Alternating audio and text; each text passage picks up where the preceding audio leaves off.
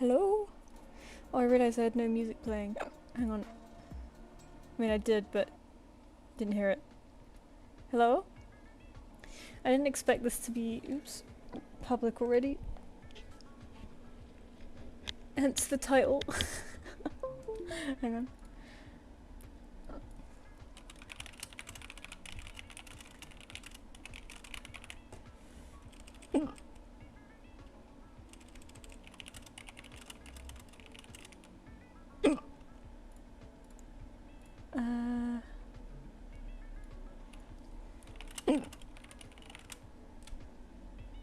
There we go.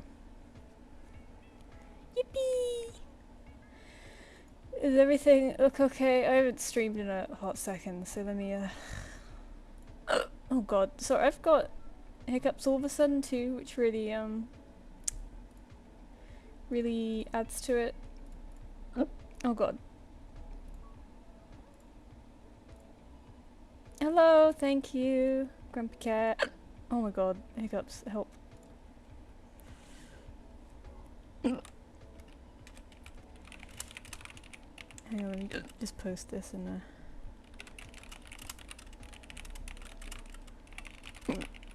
oh my god, hiccup, help.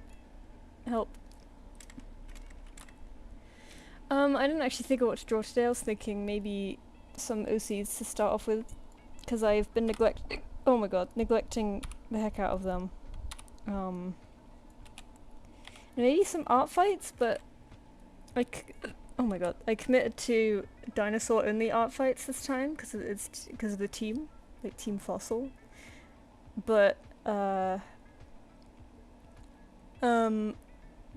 feel like people aren't oh my god, I feel like people aren't here to watch dinosaurs, you know. So I don't know if I should do that. I hope you can hear the music, by the way. Let me check. Oh my god, help! Let me just listen to. Let me check. Oh my god, my hiccups are so loud. Oh no. Oh, now I've just turned the. Hang on, let me just do an audio test. Oh, the music's very quiet. Alright. Desktop audio, let me turn that up. Yippee! Oops, you can hear me. Okay, how does this music sound? Can you hear this? Because I realized last time I streamed I listened to it back a little bit and you could barely hear the music, so I was like, oh, this sounds really boring. Hello Miso, what's up? Cat's here. Cat's here, just ran in with his ass on fire. It's a bit too loud, although the music. Oh god. Hang on, let me do it and listen back again. Oh god. That sounds hang on, let me do it. Maybe a bit, is it a bit too loud? Okay, okay. No problem. Let me oh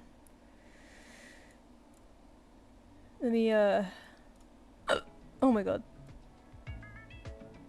What about this? This good? Sorry for the hiccups. Oh god, I haven't turned on my changed my program.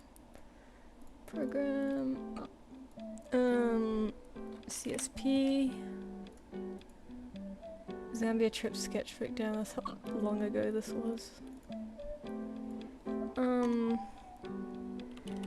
OC's an art fight. Question mark, question mark. Deaf better. Okay. Okay. Oh god. Good god. I'm so sorry about the hiccups. It's so funny. I've locked it by mistake.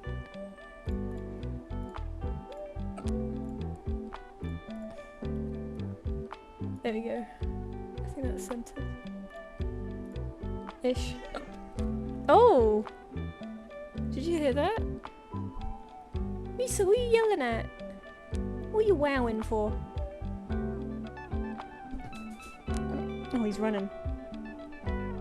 I think I may have started a stream when he's He's in like play mode, so he's gonna be mad at me. Oh, did you hear it? Wow! Such a big whiner. Oh god. These hiccups are gonna kill me. I had these... My hiccups are like... So... When they start, it's very hard to stop them.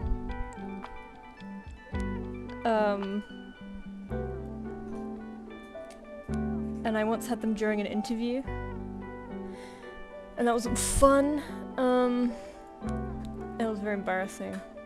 But luckily I think I did still get the job though. That was a while ago, I can't remember. But luckily, like in the animation industry, interviews are so sort of relaxed that it didn't matter too much. Drawing events, art and live streams. I will tag curious character for that. So I was just finishing Discord stuff. A full reconstructive surgery on my ACL, MCL, and meniscus. I have no idea what that means. I was thinking, Animal Crossing? Sadly can't stay long. I will say, though, it's great seeing you again. I hope you have a wonderful day. Oh, thank you, Grumpy Cat. I hope you... Is this like real surgery? Because that's nuts. And I wish you luck. That stuff's scary, but you'll come out better. You'll be fixed. ACL, MCL, and meniscus. Oh my goodness. Hiccups when I was explaining something to customers at work once. Oh god. It's so like... It's like, I promise I'm a professional! Leave me alone! Right. Oh, I should have come in with this with a plan, but I was sort of like... I was gonna go out today, but I was feeling lazy this morning and I thought better of it. And I was like, oh, I'll do a birthday stream instead, but then I kept putting it off, thinking, I don't know what I'm gonna do, so I just now I'm like, oh, I'm just gonna start it and see what happens. And here we are. I think... I had an idea of what to draw yesterday. I wish I wrote it down, because I never have ideas, so whenever I do have an idea, I'm like, I need to write this the hell down. And of course I didn't this time, and it's gone. Oh, I did have an idea. Thank you, Blaze Cat. Hello, Nads. Nads. I still have to get used to your new name, it's really cool. It's a nice new name. But it took me a second. Oh yeah, I had an idea where like... So I saw this drawing in a museum and it had a really cool sort of composition where it was like a lady here, a guy here, and a guy here, and then this one was kind of shaded, and it was sort of in a... It was sort of like that, and it was kind of like they were all profiles together, and it was kind of neat. And I was like, oh, I kind of want to do that, but with cats, because that's all I can do is do cats. There are all ligaments in your knee that help you bend and walk. ACL tears are more common in sports. I tore mine doing mixed martial arts. Oh my god. That's a very badass way to get an injury though. I wish you the best. Oh my god, ouch. Must be hugely painful. Yes, Miso. Are you gonna be annoying now that I'm streaming? It'll be very annoying. Have you got maybe any trips soon enough, or this week it's gonna be more chill? Happy birthday. I cannot stay. That's fine, don't worry, thank you. Thanks for coming. Oh yeah, I was gonna do, so I need to do the annual sort of birthday drawing. But I didn't do one last year. I remembered because once August rolled around, I was like, oh shoot, I haven't drawn that yet, and now it's been a whole year.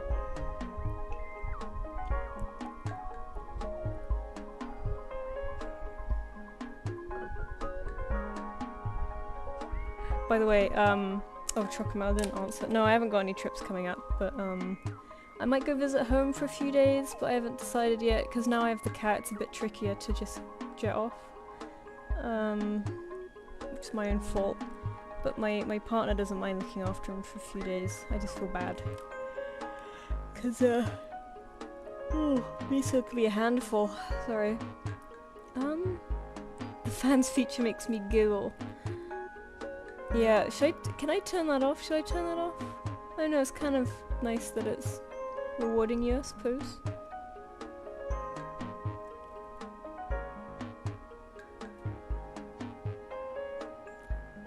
Obsessed with that one piece of did with the cows lined up. Oh, yeah, I really liked that one.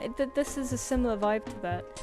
Hang on, let me see if I can find it on I think it'll be on Google Photos. I'm gonna spend forever actually starting, because... Oh yeah, it's literally right here. Here we go. Oops. This, I thought this looked really cool. So I was thinking of doing this, but with different, like, different families of cats, you know, like Panthera maybe. With the Panthera cats. Oh shoot, I just closed the... That didn't stop the stream, did it? No? Okay, good. Just closed the stream window. Maybe with Panthera, or maybe with, the Lynx family. Oh no, I'm yawning now because my body is not used to talking or thinking. Usually your meniscus and MCL can fix themselves depending on the injury, but ACL cannot. Oh my god, that sounds rough. I wish you the best. I've only ever had one surgery and I was maybe like 10, so I don't really remember it. But I do remember being in the waiting room, and of course I wasn't allowed to have eaten beforehand. And there was this guy in there just eating this enormous, like, sub sandwich, like, huge. And I was so hungry that I was just, like, actually salivating. I was like, this is torture. Like, it smells so good. And my mum ended up telling someone. She was like, they're not allowed to eat in here. All these children in here that have been starved for surgery. And there's a guy in here just eating the fattest sandwich.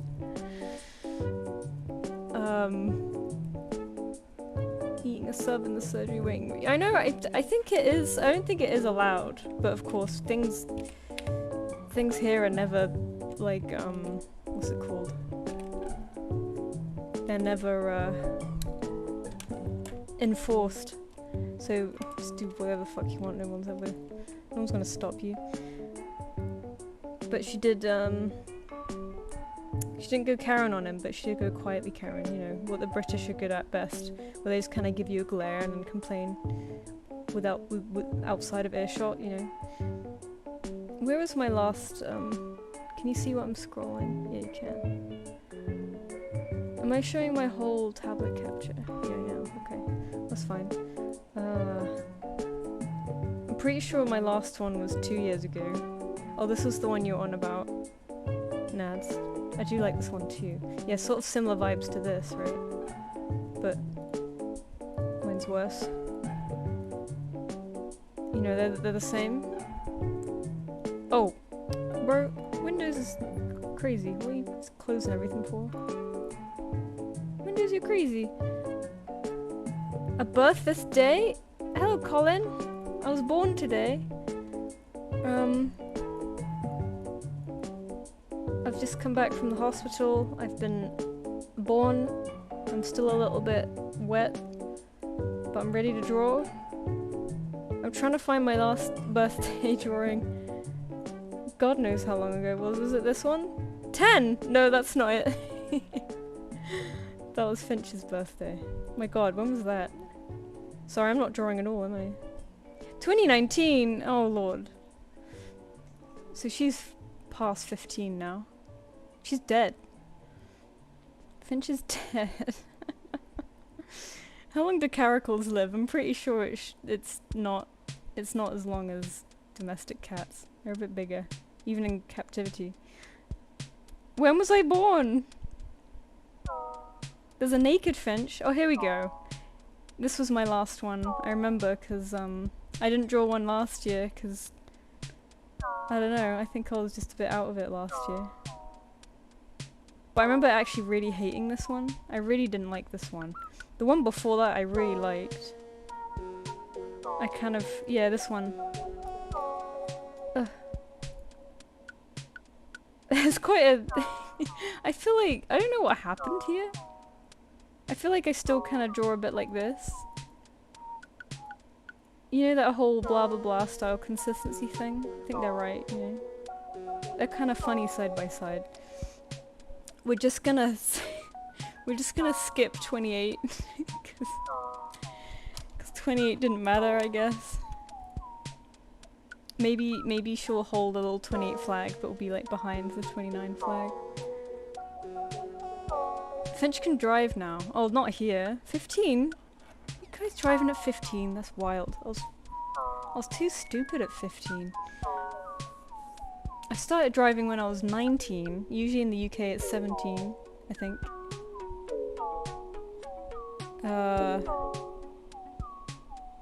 But I started at 19 because I was scared of driving, and I only did it for about 6 months and then I stopped. And I started again just before COVID, and then COVID happened and I stopped. And then I moved to London, and there's absolutely no driving going on in London. There's no way I'd want to learn to drive in London. Caracals have 10 to 12 in the wild and 15 to 18 in captivity. Okay, so she's still got a few years left in her, probably. But she's on the border now, you know. She's near death. So she's almost dead. So enjoy while you can, I guess. Bring Finch to America and she can drive at the ripe old age of 15. But then she can't drink till she's 21 and she'll be dead by then. So where's the fun in that, huh? I don't actually drink, so it doesn't matter. Oops. Well, I'm gonna steal this one to look at in the corner for visual stimulation. She's egging me on. But yeah, I like the style of this one. I didn't like the style of the last one at all.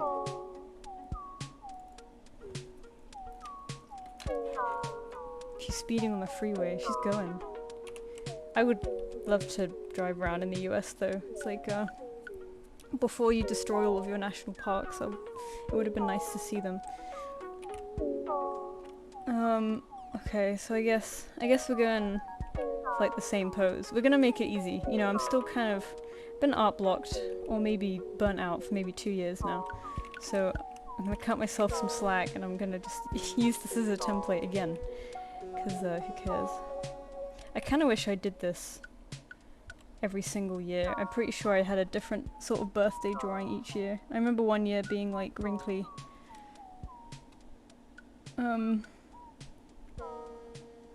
That's a New Year one. 2018. Oh man. Oh, 9. I think that was Finch's birthday again, but the style change between 9 and 10 is nuts. That must have been 2018 too, right? Yeah. Distraction City up in here. This is 2020, I know for sure, because I drew these in Oz.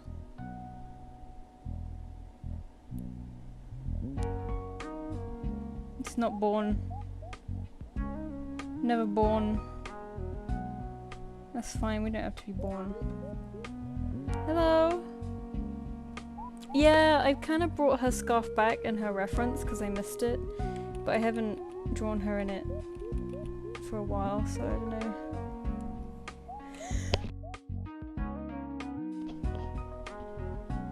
Oh god, I sneezed, I hope you didn't hear it. Oh no, I'm gonna sneeze again, hang on. Okay. 2018 was 7 years. Stop. I did get like one of those like, oh, look back at your memories from like Google Photos like 7 years ago. And it was when I graduated 7 years ago. Which is... I hate it.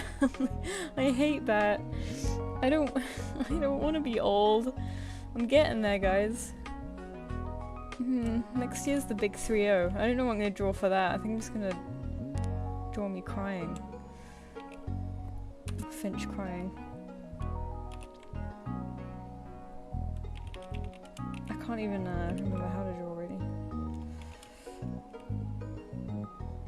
You're steadily getting more and more tired as the years go, I suppose. I'm kind of sad I missed out on last year's drawing. Thank you, Taylor. I remember when you said you were just getting into uni. Oh my god, really? 2-year art block is crazy, thank you. I think that's just what working is like. I was meaning to make a video about, sort of, because I made a video about my first year in the industry. Oh, sorry, hitting the mic. And I was thinking about doing one of like, my 5th year, because you know, you kind of do like a 5-year plan when you're in uni or something, and I was like, oh, it'd be nice to see how my 5 years actually went. But when I was recording it, I felt like it was too sad, so I never finished it. I kind of recorded it and started editing it, but I was just too sad to finish it. So I think that kind of sums it up. And I was meaning to do a proper one that was a bit less sad. But I've had no work ethic, like, it's just gone. Oh god, I keep pressing the wrong hotkeys. And I think just, you know, when you work a creative job, as nice as it sounds, it does sap all of your creative energy, and then when you get home, you don't want to do anything. Like, you don't want to do anything creative. So I've been playing a lot of games, which has been lovely. And in a way, I feel like I like to imagine that helps feed my creativity, because, you know, it gets me into more stories, more art styles, more inspiration, films and shows too. But I haven't actually created a lot, you know. Actually, no, saying that, I've been sketchbooking loads.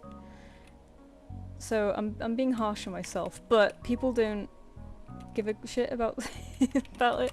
So I'm like, I need to get into digital again so that I don't die, because I don't want to fall off too much, you know. I feel like I rely on social media for a lot of things.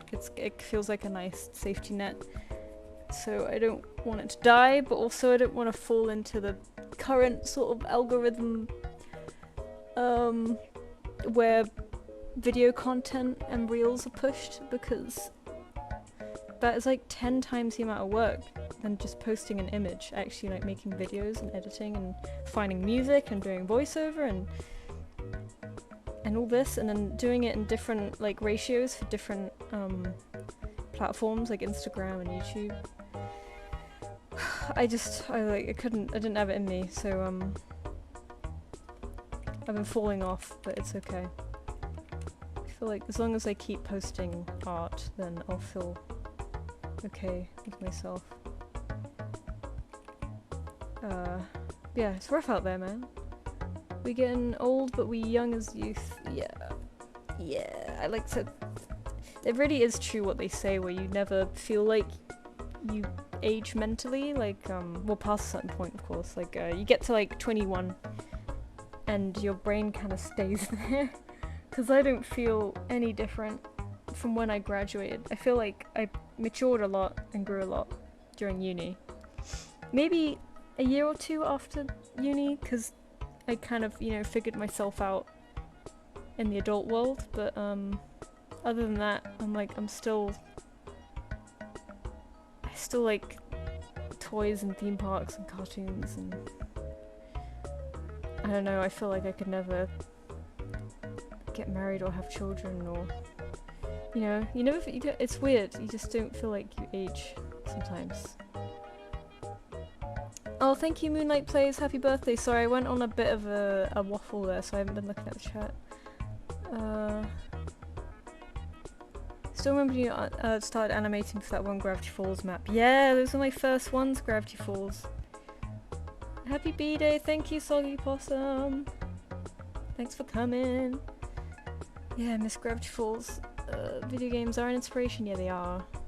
It makes me feel less bad for playing them when I'm like, no, they're feeding my brain a little bit. Killing it, but also feeding it, you know.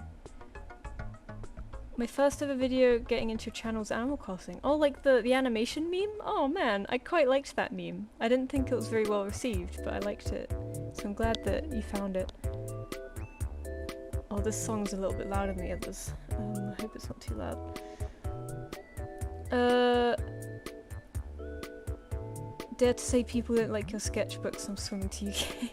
Well, I am I'm being harsh. Yeah, I've had a lot of people tell me that they like my sketchbooking, which is really nice. Like I genuinely really appreciate people telling me that, because I feel like my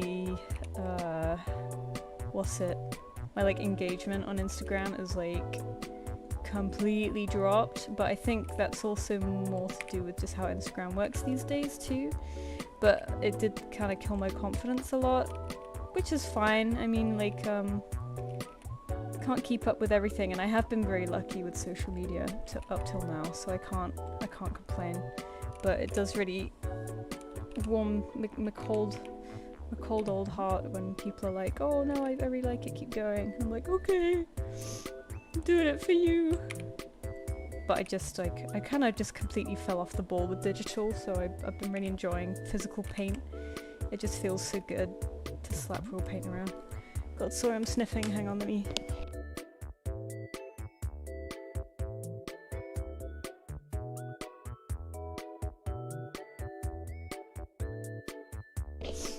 Sorry, I had to blow my nose real quick. It's hay fevery up in here. I just, while blowing my nose and looking at the stream, I realised I really want to add a little birthday hat to the waving finch on the stream. So I'm going to do that really quick. Sorry, I can't focus on more than one thing at once. What's the line looking like? Okay, I'll have to do more of a thick line. Just a silly little quick one.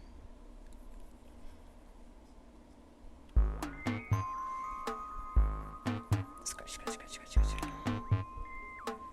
Hope you're enjoying the Wobble Dogs music, by the way. I love the Wobble Dogs music.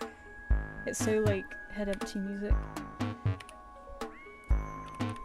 This is the music that would play in my head whenever I looked at my rats. I think it was perfect rat music. I hope it's not too loud, because it seems to be going up with each song.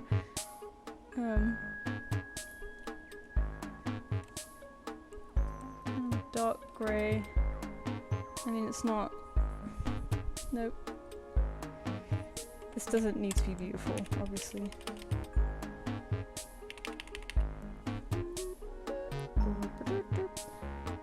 Hat. Cool, okay. Let's give her a hat. Man, I should have like a rig accessories folder. I think she's in... No.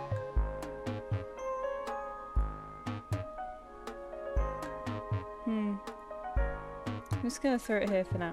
Party hat for Finch. No, not an animation.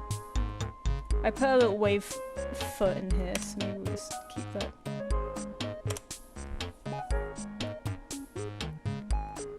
After a year and a half yesterday. Oh, you opened it yesterday? What a coincidence. Bred a dog with the world's tiniest head and then closed it again. That's a very good Wobble Dogs session. I really want to play it again, but I just like, I don't really have a task that I want to do on it. You know, I've bred my Dalmatians and I'm like, okay, I'm happy with that. And I tried breeding, I bred Wings finally. But I could not get, like, the monstrosities you were getting, Nads. I was like, I have no idea how you did that. Like, all of my dogs have been so tame, so normal. I think I'm not creative enough. Oh, can I not rotate this? No! Oh, OBS, let me rotate it. Maybe I'll put it there. Oh, can I not rotate it, OBS? Come on. Don't be silly. What about there? Oops. Why is it snapping?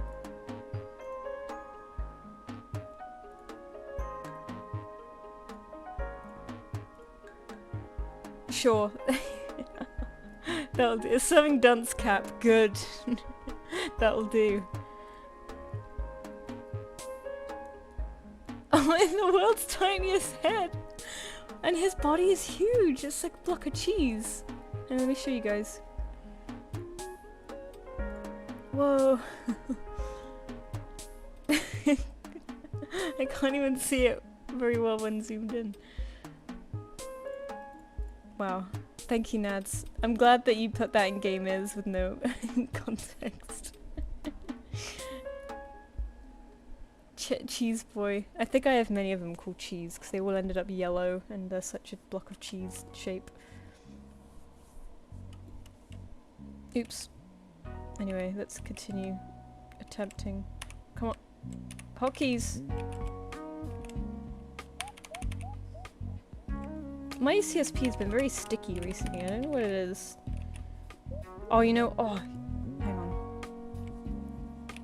Is it the brush? I think it's the brush. Okay, for some reason when I don't remember that. I didn't remember that at all. Okay, well.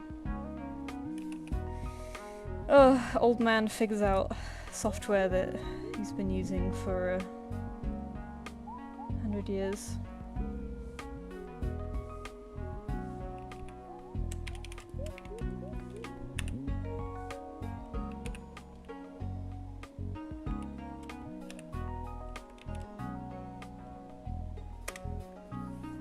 Baking vanilla cake at work? Oh my god, yeah, I want some. I hate to admit it, but I've like only baked like once in my whole life. And I'm very embarrassed.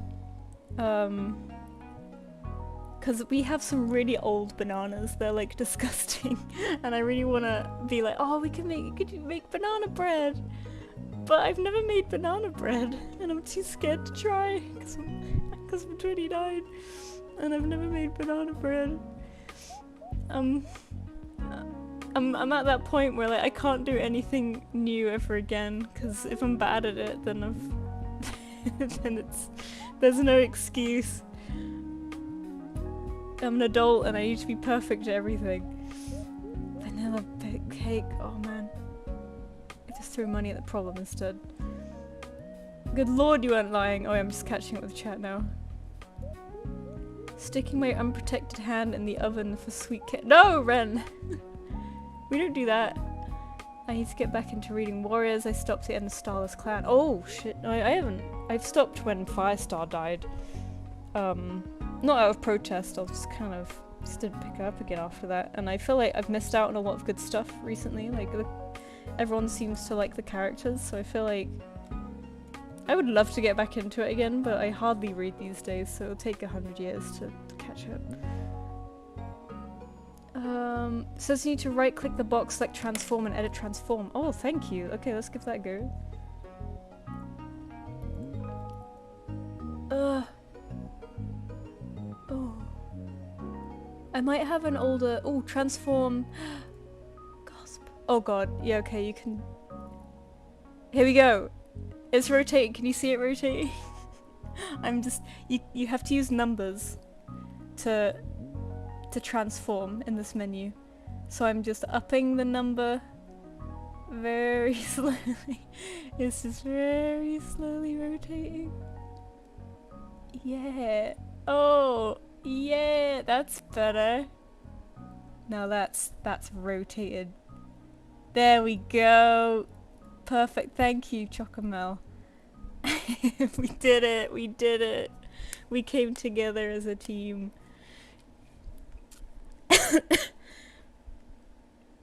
Amazing. I'll send you a good cookie recipe. Oh, I don't know if my heart can do it. I'm sorry. Especially since my boyfriend, he likes to bake, so all of the baking stuff is his. And I feel like I'll screw it up, you know. This slow rotation is killing me. Oh, the audiobooks, yeah, I actually cancelled my Spotify though, so now I've never listened to an audiobook. I assume I'll just blank out and miss like a minute and then be like, ah shit, then have to just keep rewinding, you know, without a visual cue. Like, I'm not very good at listening to podcasts for the same reason, because I just blank.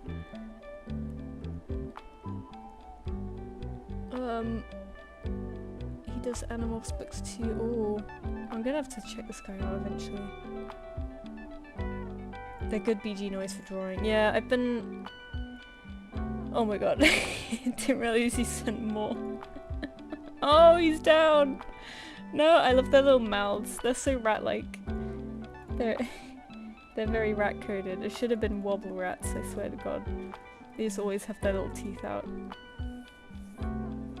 They're all on YouTube? Oh, stop. Stop looking through my excuses. But no, I will, I'll have to get on that. I just end up watching a lot of YouTube videos as background noise. Cause like I can kind of, I don't have to pay too much attention, you know, most of the time. I can be stupid. But no, yeah, I feel like that would be good. I do actually miss just reading though. Like, I've read a little bit sort of recently actually. I was lying before, but not a lot, you know. I finished one book because I had my last contract required quite a long commute. And I was like, screw it, I'm gonna start reading on my commute to make it less depressing. And it worked. I actually started looking forward to my commute a little bit because I was enjoying my book so much. I had a really good book about prehistoric sort of what was the epoch again? The Pleistocene, animals from the UK in the Pleistocene era. And I was enjoying the hell out of that, so it actually made me look forward to my commute. And then when I finished it, I started trying to finish a book that I started ages ago, and I finished that, luckily. I only had half of it to go. And I've started a new one now, and that one's just as exciting. It's like about recently extinct animals sort of within the Victorian period sort of thing. So it was about like the Great Auk and, you know, Thylacine, stuff like that, and I'm looking forward to that a lot. The only problem is that it's a hardback. So the whole thing that got me into reading again was when I'd be on the tube with no internet and literally nothing else to do, you know. So a hardback is much less throw in your bag and go. It is still quite small, luckily, but just really adds to the weight, and I like to travel a lot with just my little side bag, and it doesn't fit in there. So we'll see how that goes. Hello, Milo the cat. Oh, that's so close to Miso the cat. Hello, Milo the cat. I subbed you, lol. The amount of times I had to rewind an audiobook drawing because I zoned out for 30 minutes. Yeah, that's exactly what I'm worried about. I'm like, I'm just gonna keep rewinding it over and over again, but I should probably, you know, try it first. As a kid I'd devour Warriors books, but when you hit your 20s, yeah, you just become busier, right? Like, more stuff just fills your time. It's very annoying. Used to read the PDFs, now I'm an audiobook truther. Yeah, I do get it. It's like easier to do whilst doing other stuff. Like if you're reading a book, you have to be committed, and that's kind of hard. Okay, let's start actually drawing this now. Sorry. Is it 43 people here? Oh, I'm so... Thank you.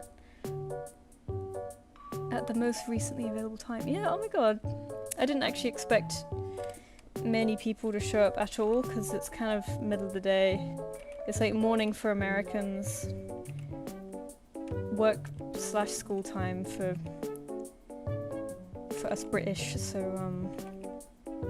but I was like, my boyfriend's at work, I'm home alone. I was gonna go out today to do some museum drawing, but I didn't. So it's like, oh, we'll do a stream instead. I've been wanting to get back into streaming, because keeping an appearance on YouTube just via videos is really hard. Because they just, you know, just the editing and stuff required is just a pain in the ass. But I have got video ideas of what I want to make, but I just can't get myself to do them. Whereas streams, at least, like, you start and then you like have to do something. You're like, oh god, okay, there's people watching now. I'm hoping with my next job, probably not, but it's kind of an indie an indie studio.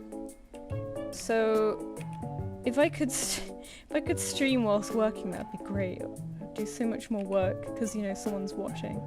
But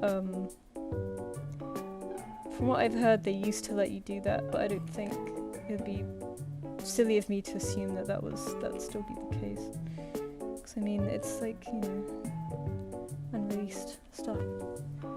Might prefer reading the physical books when I can, but I'll switch to audiobooks while I'm working. Yeah, I'm kind of like that. I'm like, there's something just so nice about holding a real book, you know. It makes me feel so smart. Like when I'm reading the book on the tube, I'm like, ooh, look at me. I'm reading a book. I'm one of those people. No, I'm not really like that, but you know, it does feel better than looking at a phone. Because you just scroll forever and ever and ever. Happy birthday, Finch. Thank you, Superim. It's a very fancy font. Happy birthday from Oceania. Oh my god, I'm so jealous. I really wanna live there. I'm such a summer child, you know, I absolutely love summer and the sea and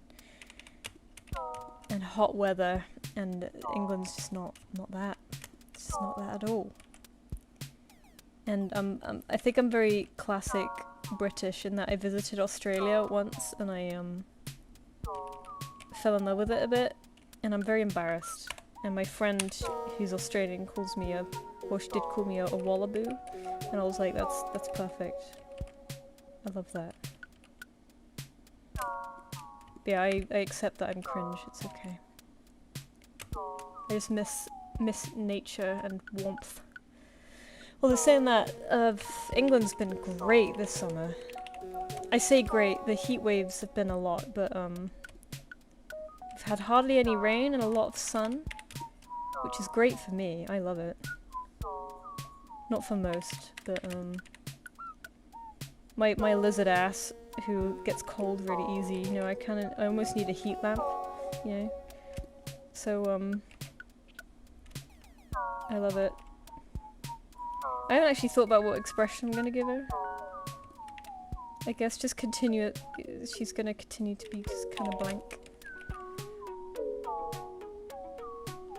Maybe mouth open a little. Like,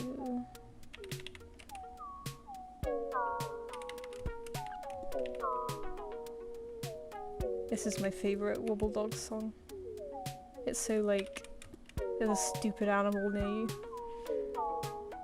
I'm also using this as a form of body doubling for art fight. Ooh, body doubling? I was thinking of like, I should be doing art fights right now, but I figured nobody wanted, I'm doing a dinosaur only art fight run. And I figured people wouldn't want to watch me draw dinosaurs. No, I don't like that mouth. I don't like that nose either.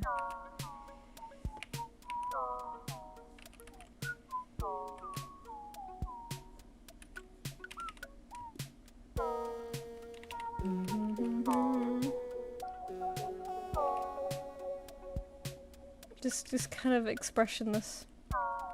Just dead. Dead inside.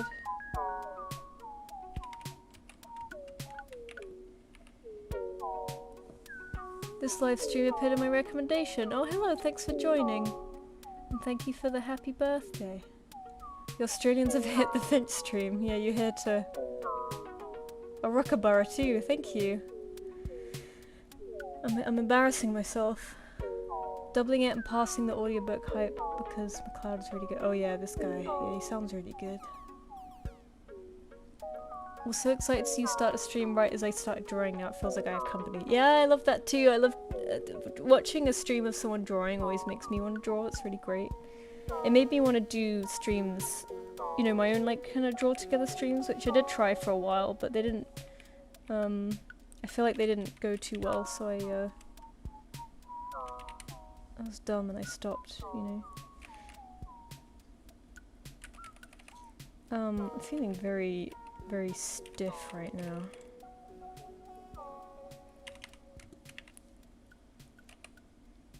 I think I need to loosen up a little.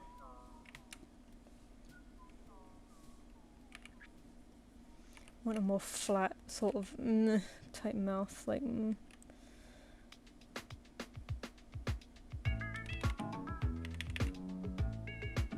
Oh, I really like this song too, actually.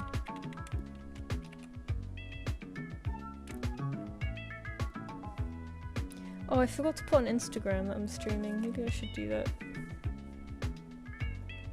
Oh, Spotify sending me emails being like, come back! Lou, you're my most expensive subscription. I hardly use you. Totally watch it while at work. Oh, let me catch up on the thing.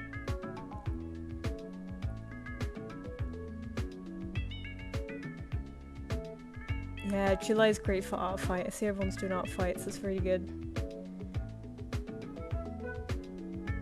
Breeze goes by and I'm freezing. Oh yes, you agree. You're like me. It doesn't take much to freeze me. Oh, bye Silver Dash. I'm probably way too late for that. Body doubling is when you're also doing the same thing as someone... Same thing as... When someone is also doing the same thing as you, it helps you stay focused. Oh, that makes sense! Yeah, no, I definitely... That helps me too, oh my goodness. I've wanted to start like a drawing group so many times. But I just can't get myself to do it. Finch, I think we should watch you fling poop on the walls like a monkey. Okay. I can do that.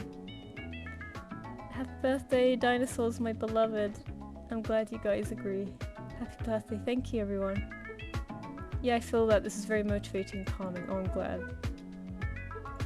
Clips you appear on Android. Yeah, I haven't tried it on Android yet. I feel like I'd love to be able to draw on my phone, but too old for that. I need a very precise stylus to try that, I think.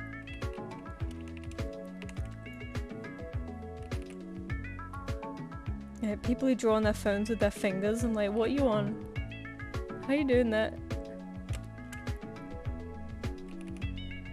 That's crazy. I'm caught up now, I'm caught up. They're slightly wonky, that's on purpose. Because she's kind of... She's like, you know. Maybe this will just be a warm-up actually, because I feel like I've forgotten to draw all of a sudden.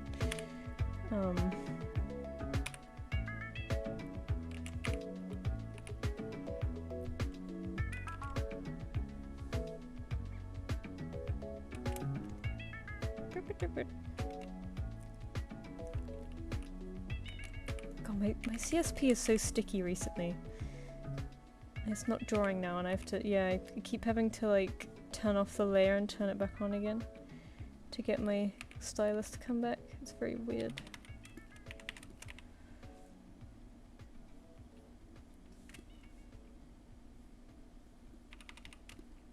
Gah. That'll do, pig, that'll do.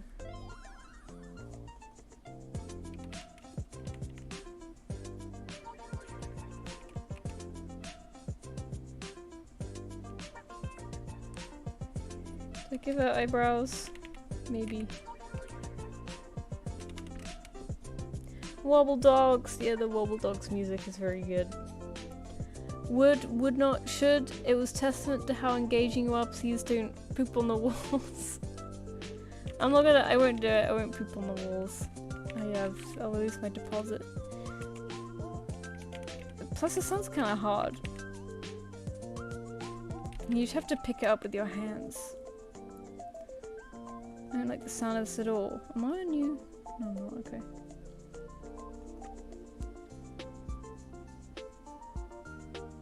Okay. It's looking different to the sketch, but I'll take it. Here we go. I think I need to be scruffier, I need to be sketchier, that's why I'm forgetting how to draw. Because I'm trying to be too clean. I'm like, wait, I don't do clean. What's going on? Don't do clean. What the hell? I am being somewhat productive sometimes though, I promise. Like yesterday, I didn't bring my book and I was on the tube for a while. So I started writing in my phone notes. I have a class to teach at this like wildlife journaling conference in October. And I'm like, yo, I've never done anything like this before and I'm very excited. I was actually invited to do it, which really surprised me because I haven't really, I've done like minor teaching on YouTube before. And like I did a class for my uni once, but by no means was it, have I really taught properly, you know, it was more just like a casual chat, which I guess can count as cheating. Cheating? Teaching, I mean, alright. But yeah, they invited me to come teach this conference, and I followed them already, so I was like, oh, like I know you guys, so I know that you're real. And I was like, sure, and then I've had to, and they've, you know, done the announcements and everything. And I'm like, oh shit, okay, I guess this is a real thing. So I've started writing the script for the class. Curriculum? I don't know. I think it's like an 80-minute Zoom call, basically. If you count that as a class. But I'm kind of excited. It's just on something like, because usually people, because I kind of, you know, I've been doing my watercolory and sketchbooking stuff, and usually it's those kind of crowds, you know, who do that kind of thing. And they are not as animal pilled as we are, those kind of people, so I'm doing the class on joints, like animals' joints and anatomy. So I'm excited by that because I feel like I actually know it a little bit. Like I feel like I could maybe be helpful. And because I noticed, because I went on this trip last year, right, and I've been meaning to make a video about this trip, but I'm so overwhelmed by the thought of making this video good that I've barely done anything. In fact, I've pretty much done nothing.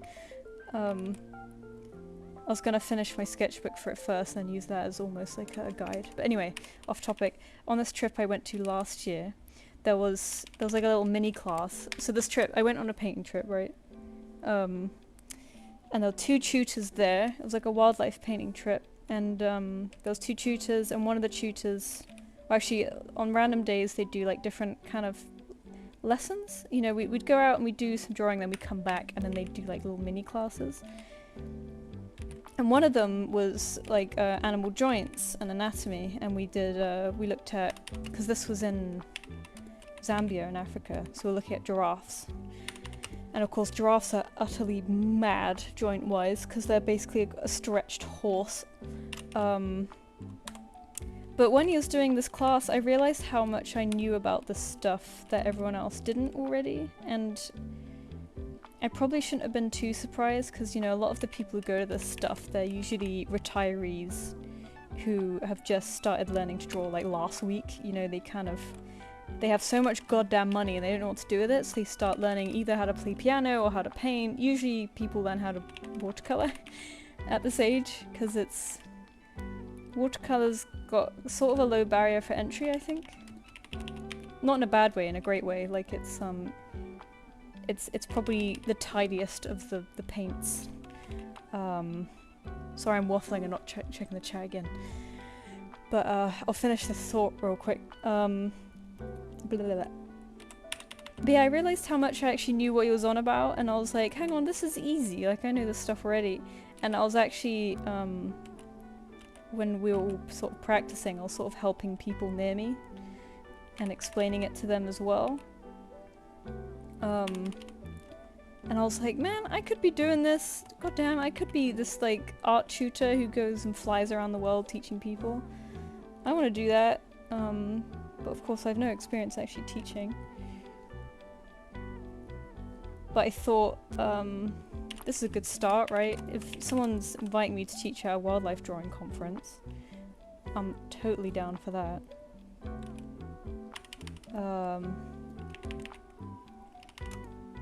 Is this eye too differently? I kind of like that the eyes are a different size, but maybe that's too much.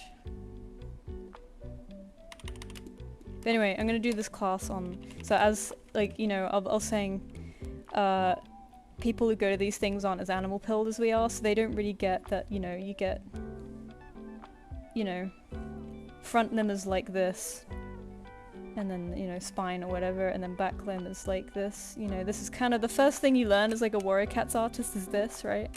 I'll basically be going over this, and like once you learn this, you can kind of draw any mammal pretty much, or even birds, because you can kind of apply your own anatomy to it. And then, you know, talking about how like with cats, it's maybe a bit like this leg is a bit maybe like this, and then the belly kind of connects like that. Or like with dogs, it's kind of, I find that their arse is like so much bigger like this, and then they have like little bottom limbs, and then they maybe have a bit more of a tuck up here. Some cats have that too, but I find dogs are a bit more, and you know, stuff like that. And then going over horses and maybe even hamsters or rats, just to be like, the same applies here but a lot more blobby. And then the similar applies to birds too, but you know, a lot more, sort of differently. Anyway, I've been trying to learn CSP, but being a Procreate baby for years. Switching to my big beautiful wife Wacom tablet is very hard and scary. Yeah, I kind of get that. Like I've been very off my tablet these last few years because I've been very sketchbooky. So to try to get back into it, I was drawing on my iPad again because it was kind of in between sketchbook and tablet, right? There's something about the tablet still that just makes me think too much of work. Like it feels too official. It feels like I need to make something good on it. So I keep getting scared of it too. So I totally get what you mean. It's weird. I draw on the phone with a finger too. God, you guys are crazy. Like, how do you figure out where the line's gonna end up when you use your finger? Because your finger's too big. Hat birth Finch, thank you. Your very old animating Photoshop tutorial is how I started animating. Oh my god. That's crazy. I'm very sorry. Oh, there's a bug on my desk. Get out of here. I'm very sorry, but I'm very thankful. It could be helpful. I do like making tutorials because it makes you feel a bit smart, you know? You're like, oh, I know something. Totally nailed the tired yet annoyed expression. Good. It's so awesome to see you still upload. You're one of the first artist animators inspired me to draw. Oh, thank you. Yeah, I kind of don't upload so much anymore, but I do want to. It's just that videos are a lot of work and I just can't. I'm just too tired, man. But I want to. I still have some sketchbook chores to do, and I know that people don't necessarily want those, but it makes me, I like logging them in a way, you know? It's like they're more, it's like they're immortalized a little bit. Watercolor as a starting point is mad lad behavior. Yeah, to be fair, like, I've talked to a lot of people who think watercolor is the hardest to paint, and I don't disagree with that. But at the same time, I think it's the easiest one at the same time. Easiest in the way that it's very accessible. It's not cheap, but it's not as expensive as like oils and stuff. You don't have to get fat tubes of it. You can just get little pans, which last a while. You know, you can use it. You don't have to carry loads of tubes around. You can keep it in a tiny little box, just a little bit of water. But it's hard in the sense that, yeah, it is transparent. So you don't, you know, you can't layer up opaque layers. You can't do light on top of dark. You have to do light into dark. Which I get that. And also it's not super blendy because it dries so quick. So I get it. It's like the easiest and the hardest in different ways. But if you mix it with gouache, then it's kind of best of both worlds a little bit. It still dries too quick, but I tried oils once and I can see the appeal in that they're really creamy and really blendy, but just the setup and the aftermath is just too much. I need stuff to be as easy as possible. I literally keep all my art stuff within arm's reach, otherwise I'll never use it. So I've got a little watercolor drawer here with my watercolor box, and then my sketchbooks are to my right. I think I'm just so oil paint pilled. Yeah, I get it, like oil paint is super popular for a reason, isn't it? And when I see people using it, it does make me really want to use it, because it's like, it looks so creamy. But no, I just can't be bothered with it. And I almost gassed myself out with oils once. Like I used terps to thin it, and then I didn't know how to get rid of it, so I was trying to clean out some brushes into a bucket in my shower, trying my best not to let it go down the drain. but I just ended up gassing myself out in this bathroom from the fumes, and I was like, oh, why am I getting so dizzy? And then I was like, oh, it's probably something to do with the noxious gas. And then that terps, I just left it in a glass jar on my windowsill, because I have no garden. So I just left it on my windowsill to evaporate over the course of many weeks. And I was just like, man, and watercolor is like, I just have like a cube of paint and I add water to it and that's it, and I don't even have to clean up. I never clean up my watercolor, my palette is always a mess. But that's allowed, that's why I like it. And then gouache is even better because it's exactly the same except it has opacity. So I kind of use a mix of both. Not so much gouache, more like I have like a white pan of gouache in my palette and then I add that to whatever colour if I want to make it more opaque. But yeah, I would love to use oils in a controlled environment, but because I'm not a student anymore, I can't do that, so... I love the sketchbook tools, they always remind me to return to traditional every once in a while, and it's so cool to see the work you do on the move and hearing the story behind them. Oh, I'm really glad, because that's kind of that's what I wanted them to be like. You know, I love hearing, well, when I look through my own sketchbooks, I love reminiscing about what I was doing and thinking at the time. So I thought it would be nice to have that in a video, you know? So I'm really glad that you like that too, because that's exactly what I wanted out of it, so that makes me happy. How do you take pics of your traditional art? Mine always turns out super off. I do struggle with that a lot, to be honest. I try to angle it a bit so that so it's intentionally not head-on flat, because if I try that it always looks off, it always looks ever so slightly tilted. So I kind of rotate it on purpose and then maybe add some props in there. Just like, I don't know, a paintbrush and my watercolors or pencils, whatever you were using. Just to give it some context so you can see the angle of it and the size of it and whatever. And also, good lighting, like I have a good lamp on my desk which helps a lot. But also,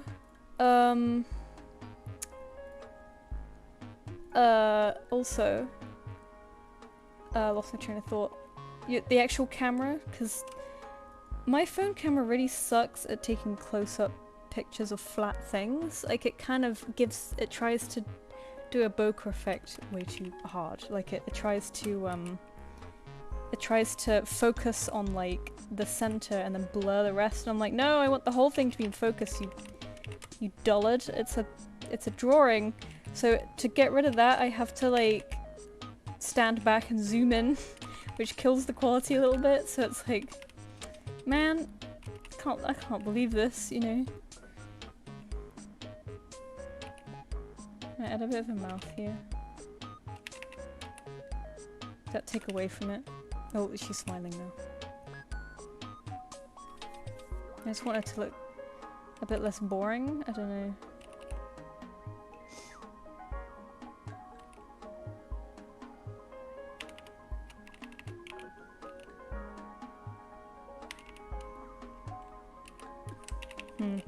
Hang on. No, I'll just keep leaving it like that for now.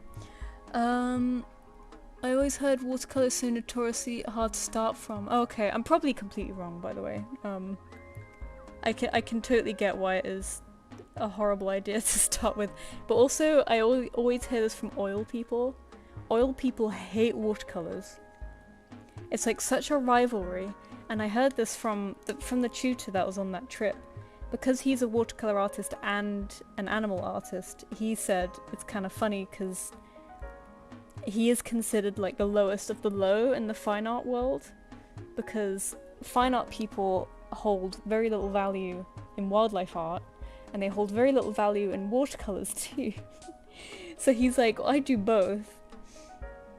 So I'm considered like at the bottom of the pit, and I'm like, I can't believe that. But like apparently like portraiture is like way at the top, like people love portraiture. For some reason animal art and like nature, fine art people just hold that in such low esteem. I think they just value human topics so much more and landscapes. And you can see it like in history, you know, like you go to art galleries and stuff, it's almost always just landscapes and portraiture, and that's kind of it. There's very little animal art in there. And I was like, well, that sucks. Because I'm only really going to do animal art, there's nothing else I really care about. And watercolor I quite like. Yeah, it's funny, like I hear from, yeah, oils and portraiture at the tippy top. So oil people are very well respected, as well as portrait artists. So oil portrait people are way at the tippy top, and they always hate watercolor. So it's quite funny.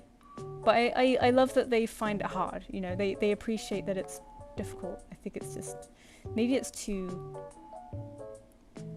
I don't know, maybe it's, I don't know why they think that way, but anyway, so I'm catching up with the chat again. Happy birthday, thank you! The fear is real, sometimes starting the hardest. Oh, starting's always the hardest, oh my god, I so struggle. When I have something that's already started, I really look forward to finishing it, but I hate starting it. I just hate it. Happy birthday, thank you! Oil is good for that. Oil is good for fixing mistakes, yeah, because it's, you can just endlessly paint layers on top of each other, I'm pretty sure. And they're very nice and blendy. And it dries incredibly slowly, it stays wet for ages, so you can just keep working and working and working, and you don't have to worry about it drying. Which is another reason why I didn't like it, because if you finish a painting, you have to sit and let it dry for like months. And I was really terrified that it would stain something, because I live in a tiny flat, so I just kind of lent it next to the sofa and hoped that I'd never touch it. Lack of layering of watercolour. Watercolour is very layery, but you do have to use a good paper for it. You have to use a very absorbent paper. If you use shitey paper for it, then yeah, you can't really layer, but on a good paper you should be able to layer a lot. That's kind of the whole thing with watercolour. You start very light and then you get darker, but yeah, no, you can't layer light on top of dark. That's the problem. Unless you add gouache! And that's where gouache is awesome, you know? But I don't know gouache super well, so I can't. The terps in the shower is crazy, oh my god. I did a visual arts course where we did some printing stuff, and they're very tough on regulations around the terps room. Yeah, I'm just an idiot. I blame school, because I feel like fine art at school, all they goddamn do with their students is, sorry, I'm not drawing, I'm like talking with my hands. All they do with students is get them to do artist studies, which I do think is valuable. But that's like the only thing that they do. And there's so many things that I've learnt about watercolour from like YouTube and stuff that I'm like, this is like, I feel like this is basic stuff that should have been taught. Like they don't actually teach you any like, any techniques with why is it still Wobble Dogs music? It should have been over by now. Oops. I think I put the entire elongated soundtrack in. Yeah, I did.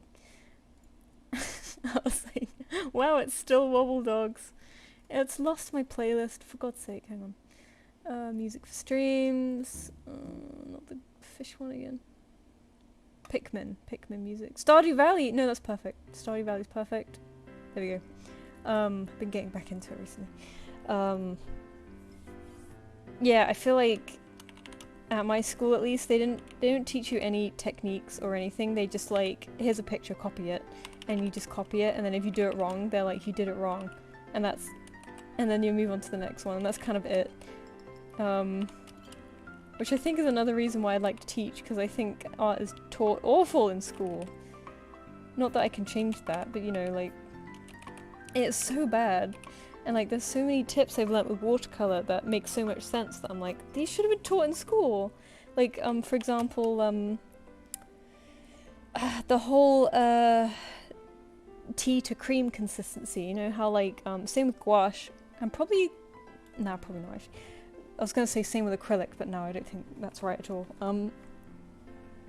Gouache and watercolour, you have your like, because it's very water-based, you like start with your tea consistency, so it's like basically mostly water and a little bit of paint, and then you move up to milk, so there's a bit more paint, less water. So this is like your paint to water ratio. And then cream, which is, you know, starting to get sort of equal parts paint and water. And then, what is it? Did I get it wrong? Hang on. No, it's tea, milk, cream, butter. That's it. The last one's butter, and that's basically no water. And I was like, oh my god, this makes so much goddamn sense. Why did they not teach this? And also the fact that once, like, you start with your, like, your tea and milk layers, right? Very, very thin paint. And then as you layer up, you can thicken the paint. And once you start to get thicker, you can't go back a step. Because if you have too much water and you paint that on top of thicker paint, then you start lifting it. So it starts coming off the page because, you know, it's still water soluble on the paper. So if you're adding water to it, it's gonna lift. So, and I was like, this changes everything. This explains why I have so much trouble layering. Because I keep adding, you know, I'm like, oh, I just want a pale colour here. I'll just add a very watery colour. And then it starts lifting the paint and I'm like, what the hell's going on? And that's why. And it's like, this stuff should have been taught. I'm so mad. But yeah, stuff like terps. Like you were on about Rockabara. I'm like, they should have taught us that. But they didn't let us even touch oils. So I think they were just like, these kids are too stupid. That we can't trust them with this. And then by the time I got to uni, you know, we weren't using really traditional anymore. The only times we were using traditional was life drawing. That was mostly charcoal and like one time with acrylic, and that was it. But yeah, annoying. So I almost killed myself with terps, which was fun, but I mean, it was fine. No one died. I did stain the shower blue a little bit, and I had to use terps to clean it back off, because yeah, it's the only thing strong enough. Now it's a little bit less blue, don't worry about it. I got watercolour sketchbook and paints for Christmas, but I haven't used them since because of being on digital for so long. Yeah, it is really, like, paint is really hard to make the jump to for some reason. Like, it's so scary for no reason. I think because it's wet media, you feel like you're gonna make an utter mess. And you might at first, but like, that's okay. And you always feel like you're gonna waste it. But it's like, no, getting out of the mindset of wasting it, I think, is the most important thing, because you have to tell yourself that it's good that you're using it, right? If you start using it up, that's a good thing. It means that you're using it and you're practicing and you're learning. So I tried to get into that mindset of like, it's a good thing if I run out, because that means I'm using it and I'm being creative and whatever. But yeah, it's really scary at the beginning. The thing that made me jump into it was that I started, because I was already doing sketchbooking, but with inks. And I was experimenting with a lot of colours of ink. And I was like, oh, it'll be nice if I had this ink and that ink and mix them and make colours. And I'm like, wait, but I already have watercolours, which pretty much do that, so I should just do that. So I thought about them in the mindset of like, oh, I'm just using them like markers, you know, I'm just using them like I'm colouring in, you know, just like block colours.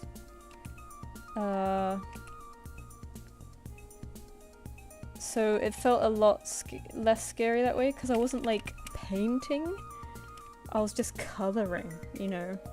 So I was just, I don't know, you draw an apple and you just paint it one solid red, and like that's it.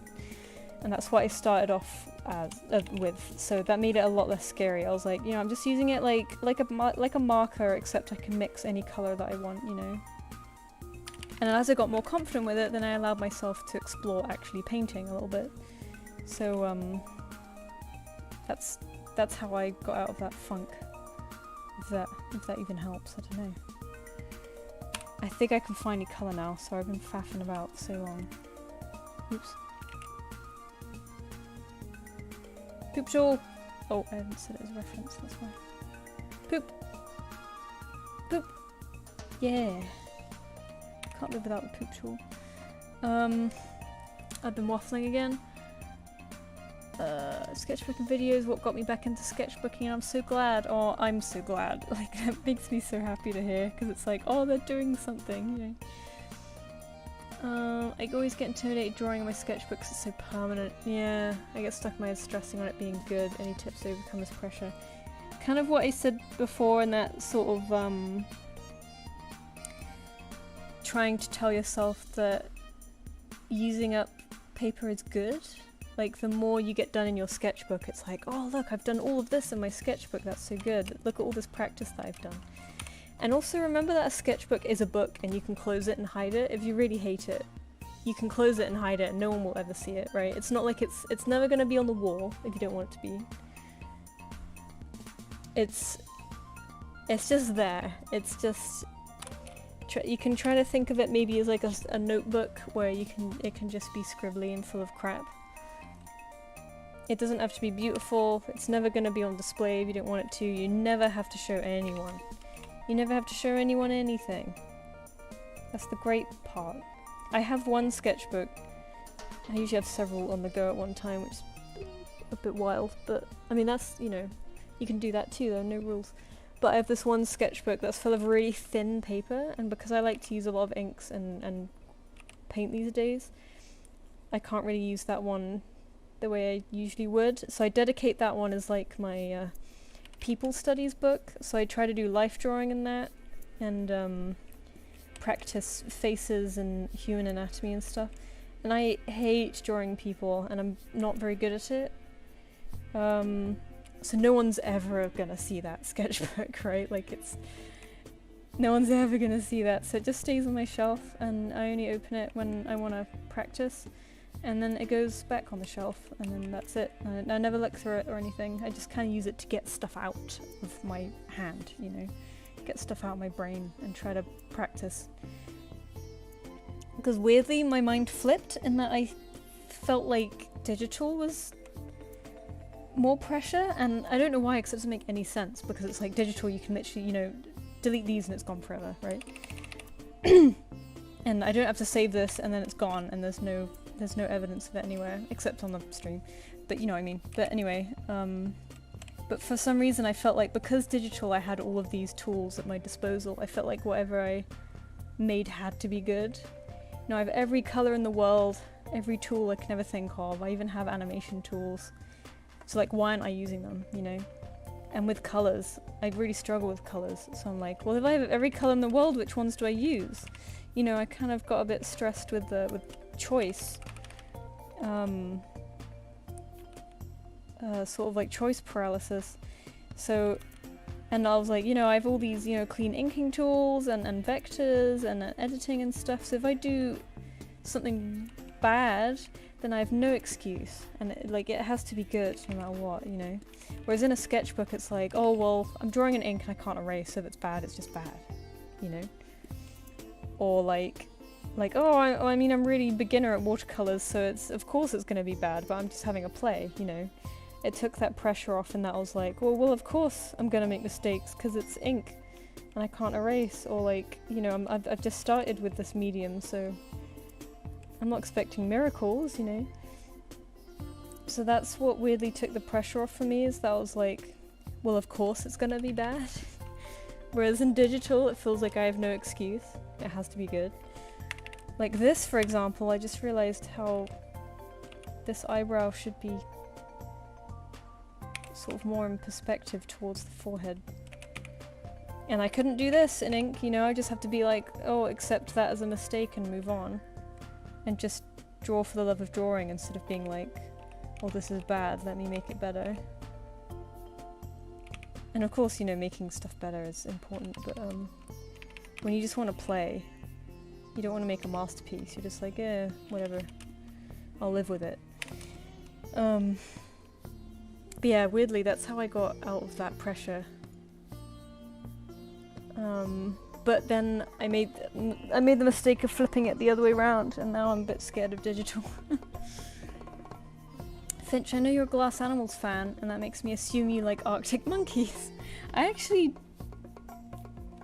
probably would recognize some of their songs if I heard them, but to be honest, I'm so not good at music that I would not be able to know artists' music just by listening to it, you know what I mean? I have heard of Arctic Monkeys, but I couldn't name you one of their songs. I'm sorry. Happy birthday, Fish, heading off. Fish. From Fish Lady. Happy birthday, Finch. Thank you. So you're probably long gone by now because I've been waffling. Thank you for the happy birthdays, by the way, while I'm waffling, guys.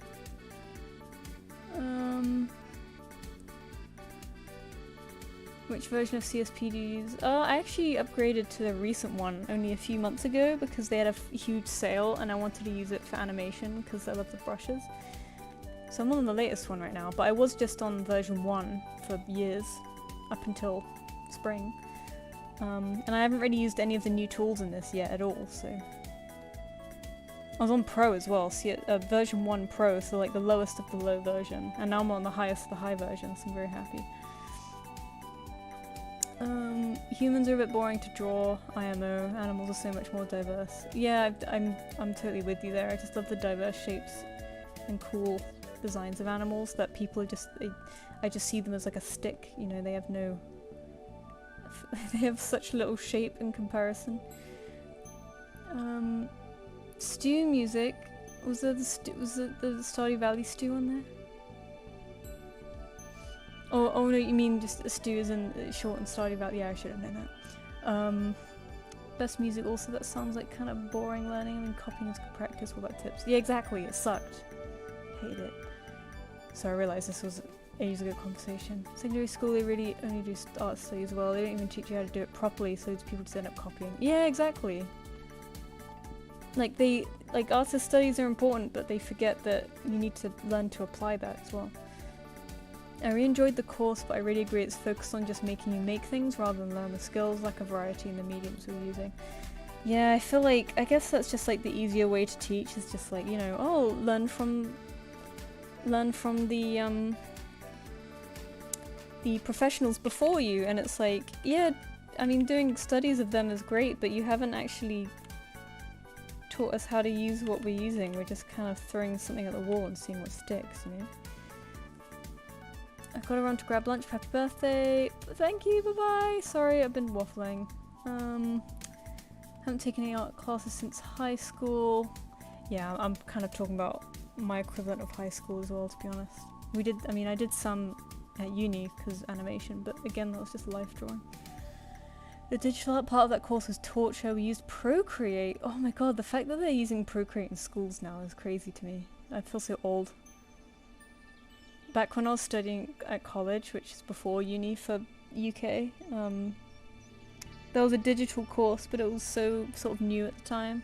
We were just sort of learning the basics of Photoshop, like the very basics. And I already knew this stuff because I'd been drawing digital for a while. But digital was just not really in the curriculum yet. It was like brand new when I was there. I'm pretty sure.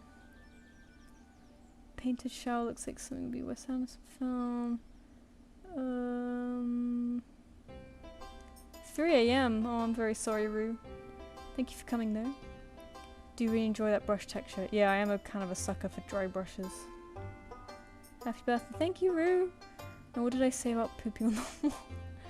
No pooping on the walls. Have some ink stashed somewhere from my sister was into calligraphy, kind of want to learn to paint with them. Yeah, you should have a bit of fun. As long as your sister's okay with it, of course. Calligraphy inks are, because I like to draw a lot with fountain pen inks because they're water soluble and you can kind of wash them out. But they are designed to be in notebooks, so they're not light fast at all. So you can't really display them. So just a warning there, like they're not good in the sun or to light. So as long as you're not putting them on the wall, it's fine. But yeah, they're not designed to be drawn with, they're just fun to draw with. I feel that though digital sometimes feels more like a struggle because it is also so clean so easily. If I draw a bad line on paper, it just happened, that's it. Yeah, that's what I'm saying, it's like, it feels like digital, it's like, well, I can't be messy because you can be so clean on digital. Like, there's no excuse. But in a way I want to be messy because I'm kind of like, it's more fun that way, you know? Yeah, you get what I mean. What brushes are you using? I'm using... So I mostly just use... I actually thought recently that I want to switch it up because maybe that'll help my motivation or art block or whatever, but I mostly use, so here in the top left, I got my pencils, and I mostly just used one called Perfect Pencil, which is free, which kind of just looks like this. And then when it's big, it's quite grainy like that, so it's also kind of nice to apply a light texture if you want later. But I mostly use that for drawing, and then for blocking out colours and painting. So I usually do an overpainting afterwards. I use this one called Super Scatter, which is like a chalky brush. It kind of looks like a soft pastel. And that looks like this. And like, you know, when it's small, you can just do kind of soft, scratchy, chalky lines.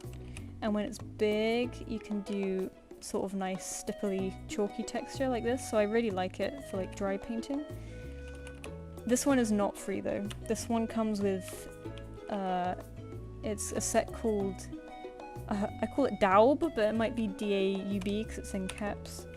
But this guy, he makes a lot of brushes, and this brush is from his dry set. He's got like a dry matter set, and that also comes with stuff like this, and stuff like this, you know, like he has a lot of really nice brushes, but I mostly just use his chalky ones.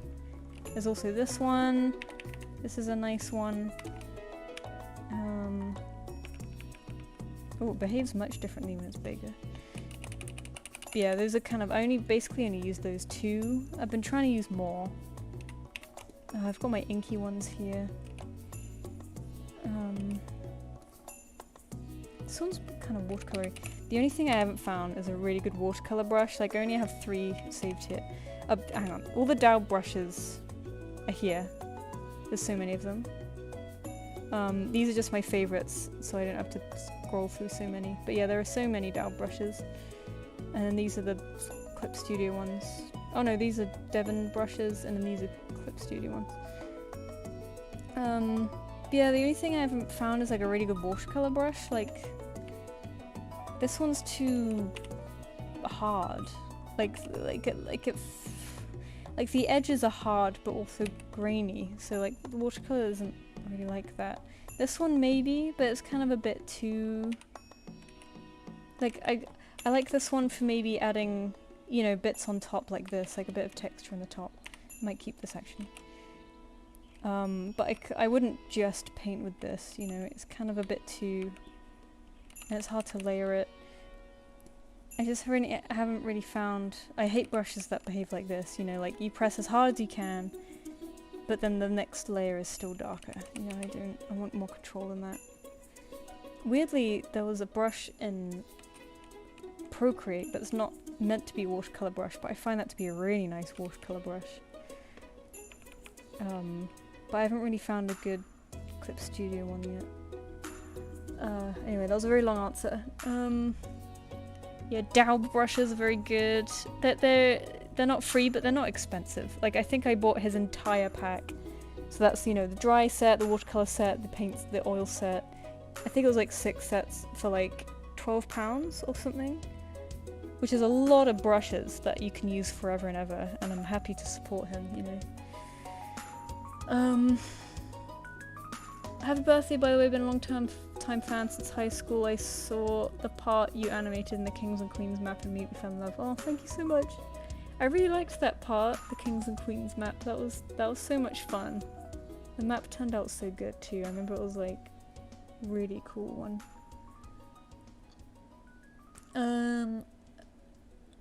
Bad with music titles and band names too. Failed to save in my memory. Yeah, same. I realize how long I'm taking to talk, because I spoke about that ages ago.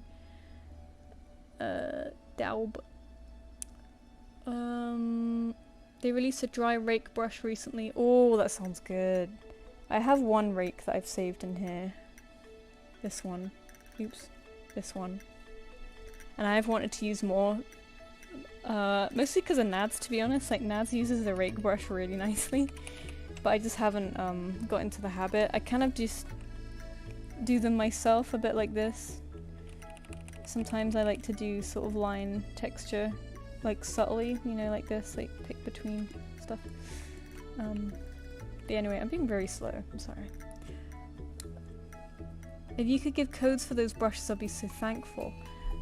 codes? I don't know. I think they just sound like Gumroad or something, right? I bought them a long time ago, so I have no idea. Like years. Probably 5 years ago. Probably before that, actually. I don't know if I had these for uni. But I think if you just Google DAUB dry brushes or DAUB brushes, you will find them. Because they're well liked and popular, I think. Yeah, usually I don't buy brushes. I usually am just quite happy with default brushes, especially on Procreate. The default brushes on Procreate were really good. I never bought any Procreate brushes. But Clip Studio, I was like, I'm just not driving with these default ones. Except the design pencil, which I think, yeah, design pencil's really good. This is a Clip Studio classic, this one. Actually, now that I think about it, I find this one is quite a good watercolor brush, because you can like do this. Hang on, let me... You know, go really light and it has a kind of texture, and then go dark, and then, you know, go back in there. But, you know, if you press as hard as you can, if you draw on top, oh, that's kind of a bad example, but you have more control over it. And I think I actually did end up using this for one animation that I did of the cat walking, and it kind of looks watercolor-ish. Yeah, design pencil, that's a Clip Studio default, that one's really nice, but for painty and dry stuff I just couldn't really find the one that I wanted. Oh, I could tell that I'm chatting a lot because my throat is hurting. If you get the codes, I've been...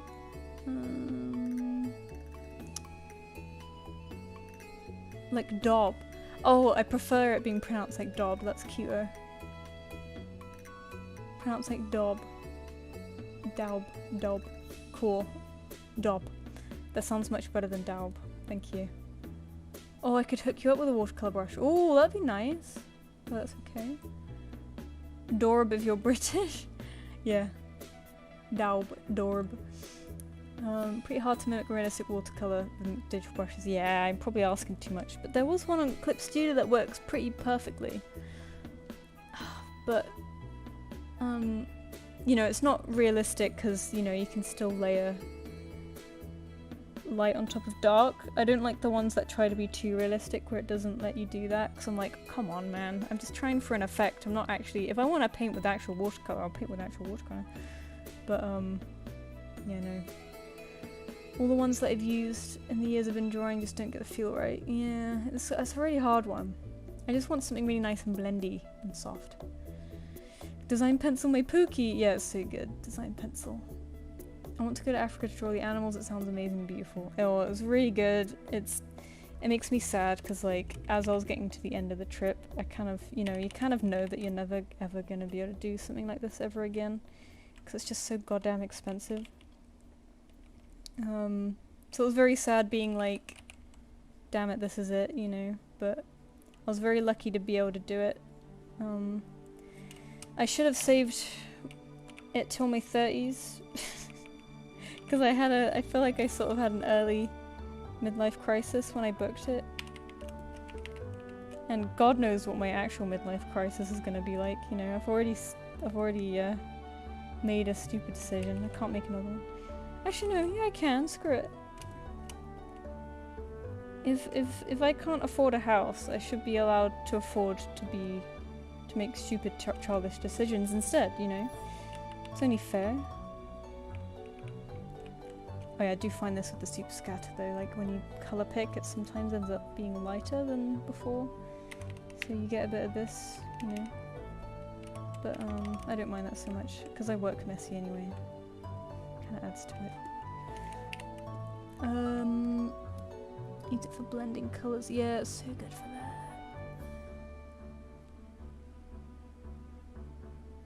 CSP design pencil and chalk, got my go-tos. I don't think I've used the CSP chalk, but maybe I'll have to go back to it. Because I've updated my CSP in that time, so maybe they've added some stuff that I haven't noticed. The reference picture in the drawing looks like that Waterloo engineering meme. I don't think I've seen that. But I go to Waterloo a lot. All this talk is making me whip out my watercolor set run. Yeah, yeah, do it!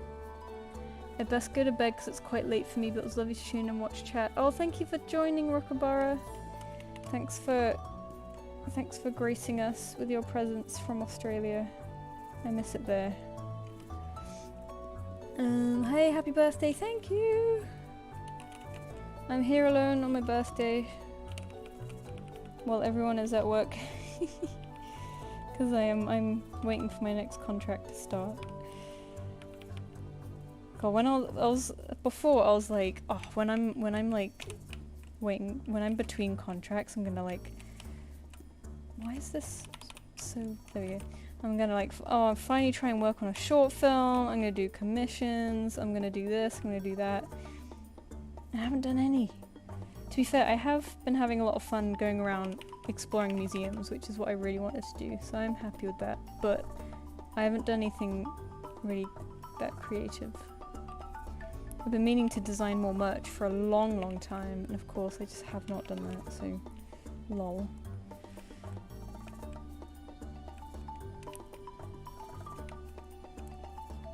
Can't remember how to make this look right. To be honest, I just prefer this old one so much because it's so blobby. That I feel like I can't replicate it. I want to make her chin smaller.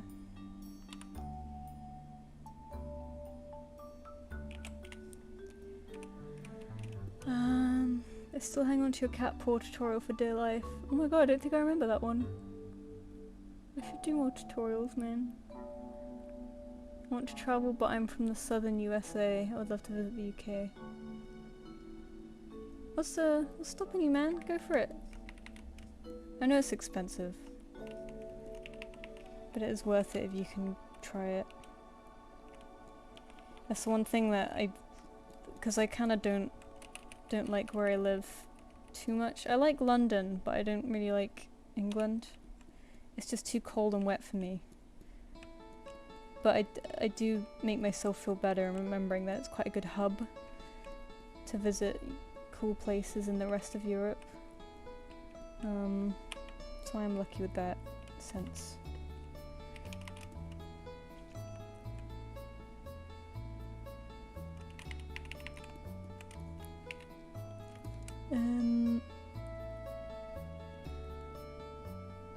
Happy birthday, got some new inks today and my first TWSBI fountain pen. Oh my god, you already fountain pen? Hell yeah, I haven't got a TWSBI, but I've heard great things about them. I really wanted to get one, but I just couldn't justify it because I already had so many. And I was like, I really don't need another. But they're a very fun design, like they're very nice and easy to refill. But yeah, I hope you like them. I actually bought myself some new pens today for my birthday. Like I had some in my shopping basket for a while, and I was like, screw it. But not a fountain pen, just a at Annecy actually I was recommended this ink pen called a Furenosuke, I think, Japanese pen, and it's like got a very fine brush tip, so it's sort of a brush pen, but it's very small, very firm brush. So you get a lot of control with it, and it felt really good. And they're only like, they're like £3 or something. So I was like, screw it. And I got that, and of course, because I was already online shopping, I got a bunch of watercolour pencils too, because I've been getting more into those. So, you know, £3 turns into 12 all of a sudden, but whatever, it's my birthday, I can do what I want. What about Miso? Where is he? He's here. He's sleeping right now. He was annoying at the beginning of the stream, but he's chilled out now. Oh god, I just saw a loading icon come up. Let me finish this before I lose it forever. Characters.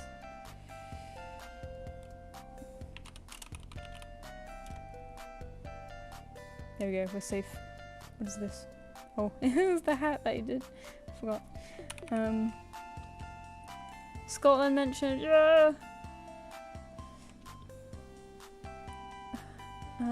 This is further bolstering my want to paint oil paintings. Yeah, you should. Be inspired, go ham.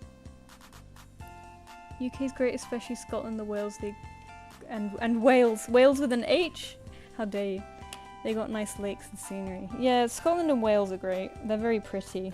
But Wales is, Wales used to be big into coal mining. And of course we don't have that anymore, so Wales has struggled quite a bit. And all the English people buy up property in South Wales. And it drives people out. So poor Wales has a problem. And then Scotland is just stunning. But they have to be neighbours with us. Bless them. So we're also buying up property in Scotland and ruining their lives. I was hoping that they get independent one day because they really deserve it. England kind of holds them down quite a lot. They've got much better politics in Scotland, but England's like, no. We force them into Brexit and we'll force them into lots of other things, you know. I'd really love to move to Scotland, to be honest. I have a lot of friends there, but my family is all South England, so I feel like I can't move that far.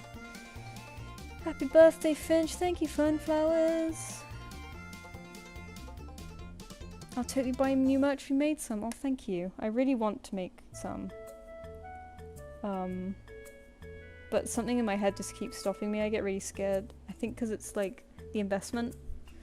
The investment spending all the money to make it, and also the storage required to store it, because I only live in a tiny flat and I'm kind of scared of buying all this merch and nobody likes it, you know. Also, I'm very much not an ideas person, and I worry that my ideas aren't good enough to sell, you know.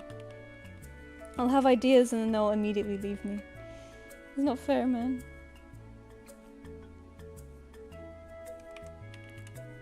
There you go. Lowered her cheeks a little bit. I was looking into claiming UK citizenship because my grandma was from Northern Ireland. The law surrounding citizenship and grandparents sued. I think it's because in the US everyone's grandparents are from somewhere, so they could technically claim citizenship like all over the world. So I think that's why they've made it so hard. It's like, well, everyone's grandparents are from somewhere, you know. I mean, yeah, I guess, I mean, the UK's fine. It's a bit of a sinking ship. But it could be worse. It could be much worse. I live here, so, you know, I give it a hard time. I think because I know that I'm stuck here, because of Brexit, I can't move. Like, before Brexit, you could freely move around the EU without visa restrictions, which was amazing. And now they like, as soon as I turned 18, I think Brexit was the first big vote I could participate in. It was like as soon as I turned 18, and it didn't actually took so long to come into effect that it didn't till my like early 20s. And that's kind of screwed over everything and ruined a lot of businesses and our economy, and we can't leave. So we've kind of set ourselves on fire and burned down all the bridges at the same time. So I'm a bit like, nah. I'm a bit, what's it, pessimistic about it. But it does have a lot of good things about it, I'm not gonna lie. I shouldn't be too mad. Art style's so cute, new sub. Oh, thank you. If you mean me, that is. Thank you.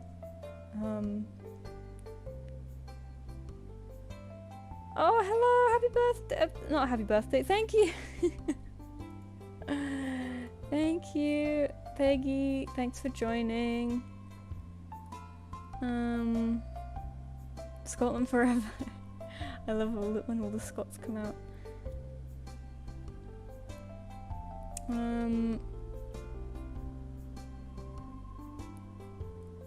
Yeah, I went through the whole having family in England thing, and it's a pain in the butt. Yeah.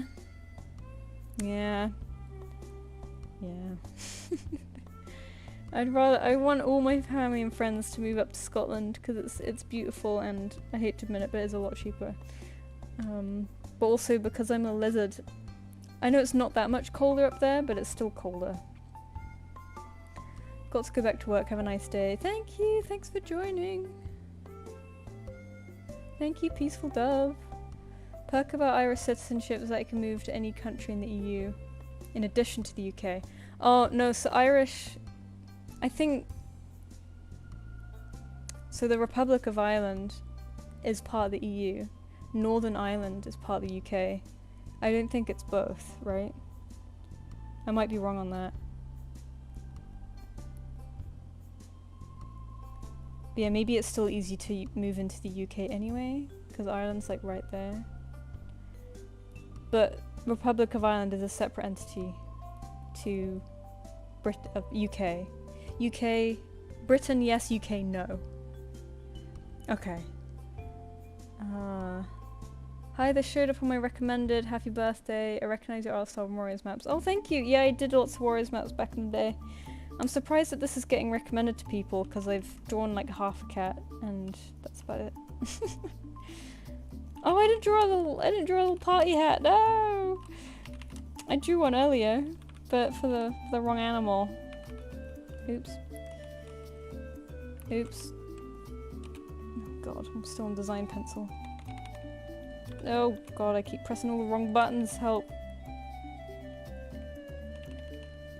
Oh my god, I finally caught up with the chat. Here I go. Sorry, I'm so bad at this. Talking and drawing at the same time. I thought I'd be good at it, but I'm not. I remember trying to do videos this way, like it was like yapping and drawing. It didn't go too well.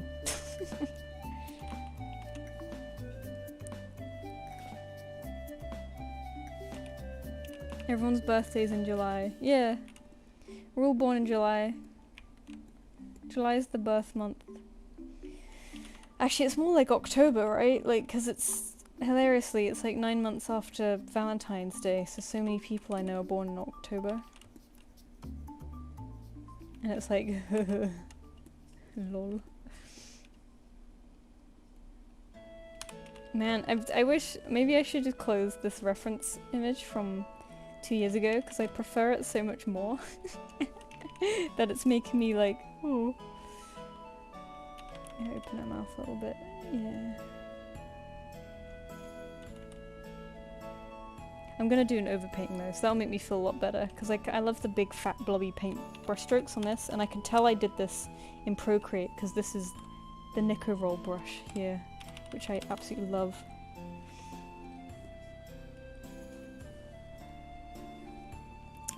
There's an Eastern Phoebe bird on my porch, and it says happy birthday. That's very cute, thank you. I've never heard of that bird. Eastern Phoebe bird? Eastern Phoebe. What a cute name. Oh, it's so Diddy, his little grey bird. A small passerine. Oh. Yeah, I love when when birds just have human names. But basically it's easier to move to any UK country if you have citizenship from the Republic of Ireland. Okay, okay. I guess that does make sense. Are you participating in an art fight?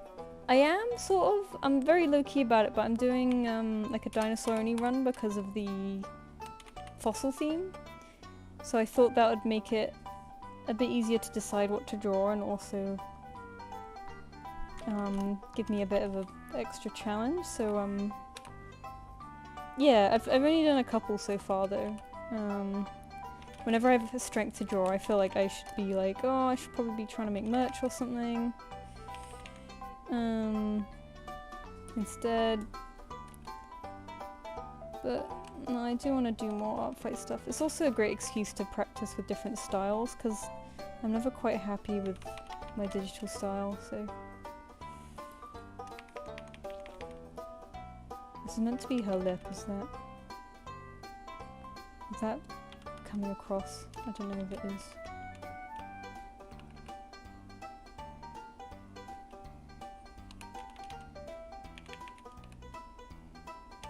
Sort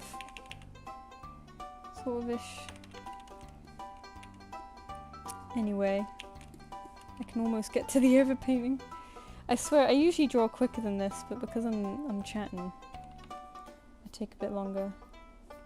But at least I'm doing it, you know. If I wasn't chatting, I probably wouldn't do anything at all, actually. I probably would have gotten distracted and started scrolling whatever by now. Which is why I want to stream more, because I'm like, I feel like I'd get a lot more done. Is this Marnie's theme? Reminds me of cows. Oh, no, that's the wrong way.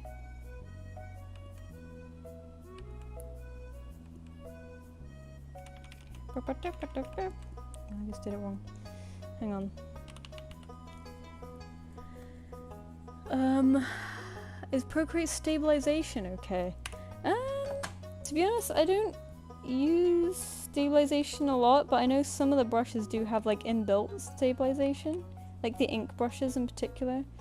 And you can alter it, but I'm not the right one to ask, unfortunately, because I don't really use it.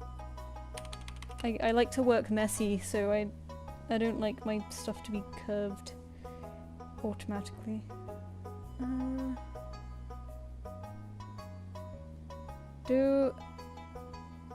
Do you have any voiceover speed paints planned? I don't, but I kind of want to do more stuff like that, you know, like how I did my Prattle and Paint video. I'm not going to name them that anymore because I've realised that actually having sort of series branding on YouTube doesn't help, because it just makes people feel like they have to start from somewhere, you know, they're like, oh, this is like mid-series, I can't start here. Whereas if you make it more generic, like you just name it a title straight up, people feel like it's more accessible. So I won't call it that anymore, but I would like to do more videos like that, because they're easy-ish. I don't have to do tons of editing, and I can just kind of talk about a topic. But I'm glad you like the idea, and that you like me droning on and on about stuff. I would immediately purchase Finch Dino merch. Oh, well, that's good to know. I have one dinosaur print that I take to cons, and it sells so badly. But whenever dinosaur people show up, they're very excited by it, so I feel like I can't let it go, you know. I need more, maybe raptor stuff, because they're very popular. I'm not sure if you've seen it, but someone did an attack by carving a drawing of someone's OC into a whole cheese! Oh my god! That's not how I expected that to end at all. I thought you were gonna say, like, into a tree? Into a whole cheese! That's amazing! Did you send it? Oh my god, Naz just posted a whole enormous art fight dump that looks amazing. Oh, thank you for sending the watercolour brush, Endo. I will try it after the stream because I don't want to get too muddled up in and stuff. But thank you.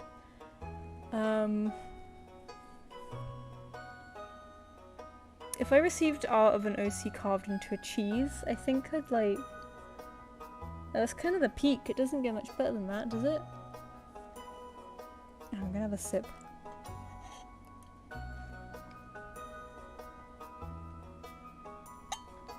I should have been drinking water this whole time, but I've been too yappy. And now it's taking its toll. I wish I could go to cons. Oh, I'm sorry. I need to do... I mean, I have, imprint. But people are having trouble with that, so I don't know how imprint's working anymore. But, I would like to sell stuff on, like, Etsy or something again, but everyone hates Etsy now.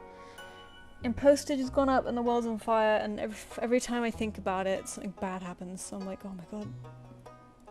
So at the moment I'm just saving it for cons, because I'd like to do more cons. Oh, hi Sketchiny, oh my god. Tree Tail. Hello again. Thank you for joining. Brie is a crazy cheese to carve. I know, it's kind of like, it's way too soft, isn't it? You need a cheddar or something. Red Leicester, yeah. Brie. It would like fall over. Brie is my favourite cheese though. I just love how creamy it is. Soft and creamy. Also weirdly soft goat's cheese I like, which doesn't, like, you can really taste the goat in goat's cheese and yet I still like it. I don't know what it is. It's the kind of flavour that is not nice, but it is nice at the same time. Don't understand it. And I just want some brie. I live in such a annoyingly posh area that we have a cheesemonger nearby, so if we're ever craving fancy cheese, it's very accessible, but it is very expensive. Because what isn't bloody expensive in this world anymore? Even cheese? Good God. Anyway. You said you're planning on retiring Finch? Oh no, no, no, no. No, she's around forever. I just kind of have a different persona, if that makes sense. Because Finch has never really felt like me. She's felt like sort of a representation of a better version of me. I don't know. I've always thought of her as being kind of cocky and confident, but that's not really me at all. And I thought of myself as more like a little sand cat who's kind of just shaking, like a little chihuahua. Also because blonde. But retiring Finch, no, she's still around. I made a joke about her earlier that she's gonna die, but that's only because she's like 15 years old. In fact, I made her in like 2007, 2008, so what's that? 2018, she was 10. So she's like... Is she 18? No. 17. She's 17? We're 3 years off of 2028. Oh my god, that's weird, isn't it? We are closer to 2028 than we are to 2020.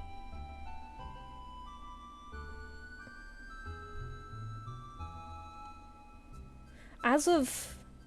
When's the middle of the month? June. Oh my god, as of now, as of this month, we are closer to 2030 than we are to 2020. Right? Oh, I feel sick. I don't like that. I don't like that at all. I was thinking of naming my kitten Brie. Oh, that's such a good name. That's a good name. I want to steal that. I'm not going to steal it. Oh god, I haven't been called Treetail in eons. Sorry. It's stuck in the head. I like the new drawing more than last year. It looks cleaner. Thank you. I kind of love the messier look of the other one. Also, that one was 2 years ago, I'm afraid. I'm not that young anymore. I didn't do one... Actually, no, that was 3 years ago, that one. Because I didn't do one last year because I was too dead. And then the year before that I really didn't like, so I was using the year before that as a reference instead. But I'm glad you prefer this one. That makes me feel better. If I stop being so slow.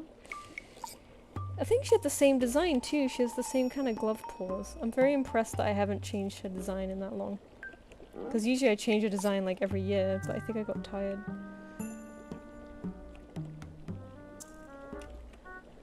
Finch, don't say that. I know. I knew that would upset everyone. As of right now, brand new, fresh new month. As of very recently. Hi Domino, thank you! Drawing the bullet hole on the cat. Oh no. Pew pew. Panini. Brian Panini.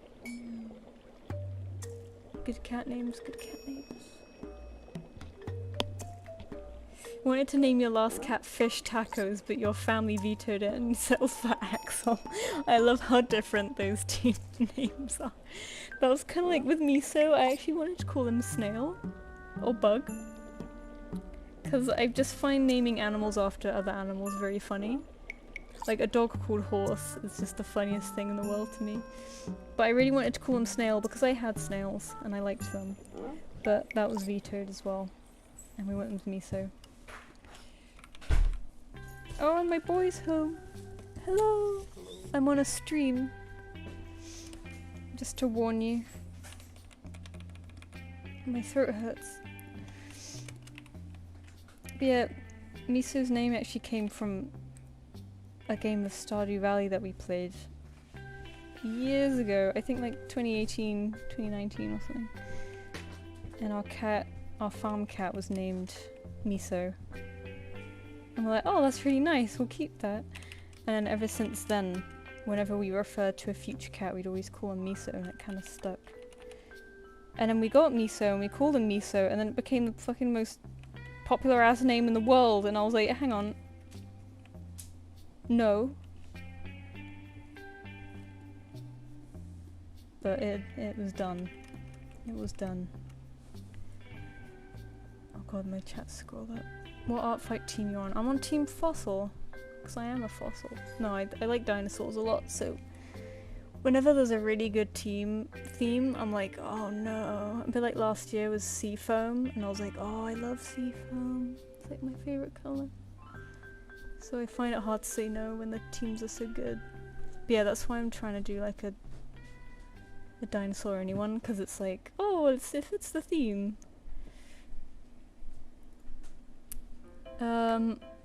See, I was on something when I called my cat Otter. Yeah, when you named her Otter, I was like, that is such a good name. That is so, like, my, like, the brand of name that I like, you know. I was so, your mind. I appreciate it.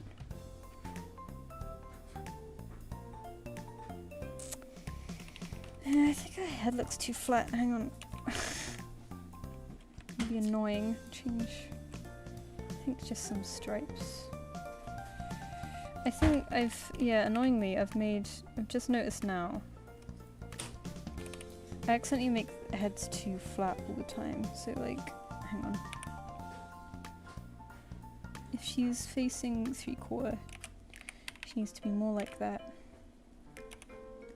Of course, I decide this after having coloured and whatever. It's okay, it's not the end of the world. I haven't painted yet. That would be a real pain in the ass.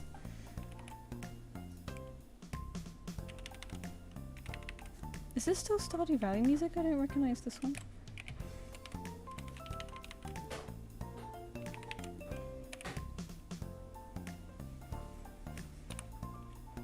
Oops.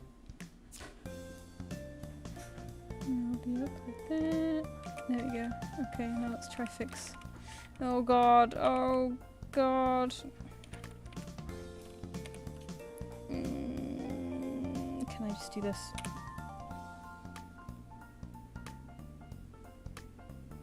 I think that's just about in the lines. I hope. We'll find out later.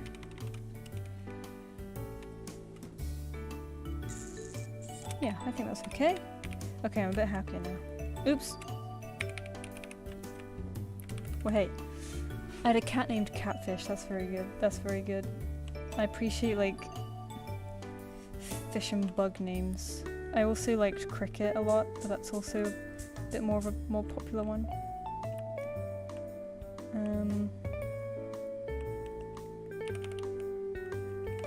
Beetle, Cricket, Snail, all contenders.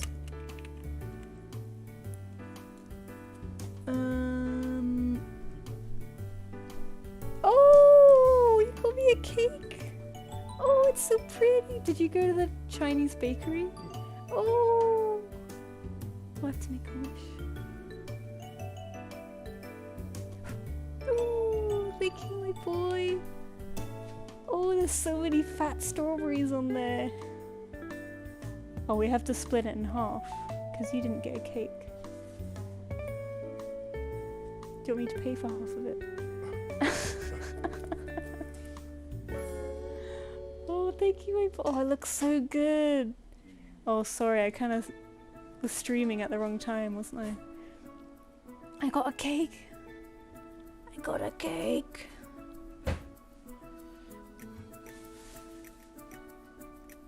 Oh, catch up on the cat named Bug while you're yeah. I know, it's a good name, isn't it? But no. I wanted to name my ferrets Chicken and Alfredo, but it vetoed to Thor and Loki. Oh, Thor and Loki is so overdone as well. Hang on, I need to get cake. Can you still hear me? I've unplugged my mic. Thor and Loki. Oh god, there's like a million animals in the world called Thor and Loki. Especially Loki. My farm cat is Miso. Oh! Look at us. Look at us. I feel like Stardew added Miso into their list of random cat names. And now it's exploded. Team Fossil, no, I'm not participating. Yeah, I'm being very lazy with it too. I'm only doing a couple. Well, I think one time I participated and just did one or something. Oh, everyone's saying happy. Oh, cake. I was gonna call my cat Moon, but ended up calling her something different. It's kind of annoying because her name is kind of close to my name. People still call the cat next to the same name. That's kind of funny. That's cute in its own way. It's like you're joined. Oh, Miso's just kind of splooted behind you. Make sure you don't step on him. He just kind of collapsed. Oh, thank you, my boy. Oh, looks so good. Oh, so creamy. I completely forgot about the Chinese bakery giant cakes. I'll have to get a spoon.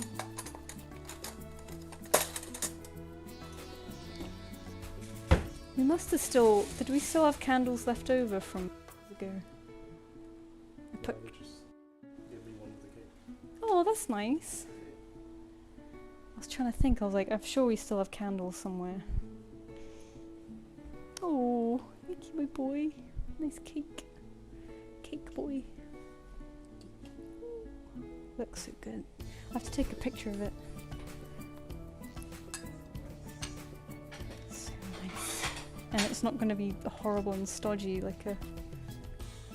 Oh, I move the scissors. Like a Western cake. Oh. Let me show you guys this cake. Oh, cock-a-doodle-doo. Hang on. I'll add it to my...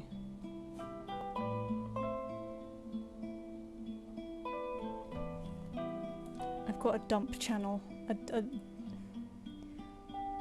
dump Discord. Here it is.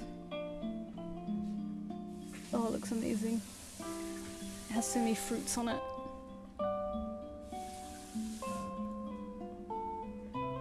Your cat called Loki can open doors? That's nuts. He's so smart. Miso weirdly uses his hands to grab stuff sometimes, like treats. And I'm like, what the hell? It's really scary. And we have magnets on our fridge and he keeps grabbing them with his hands and pulling them off. And it's like, what?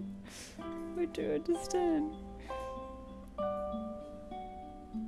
Is it good?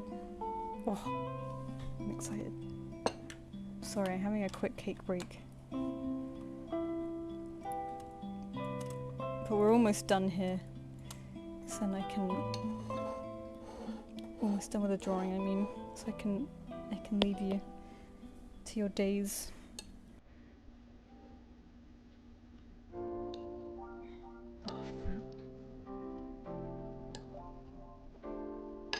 Oh, nummy. Oh, it's so soft and so creamy. Oh, this is a good cake. I trust their cakes with my life.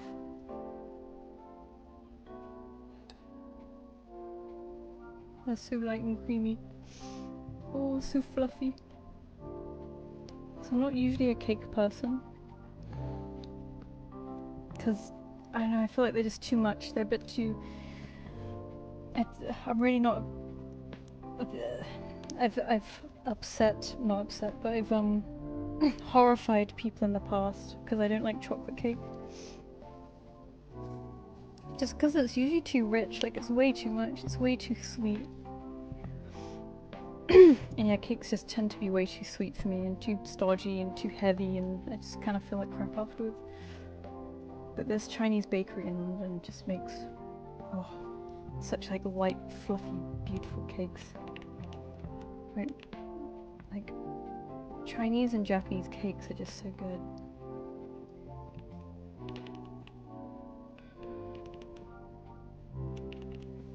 Anyway, I'm almost...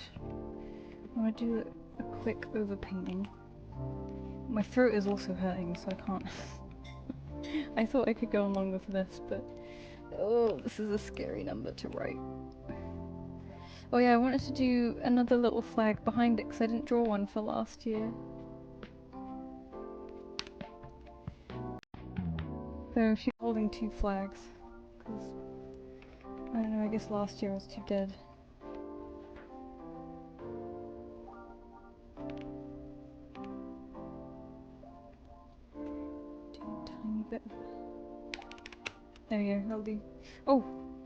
dingus. Hang on, I didn't do the stem going into the... How was she holding that? There we go.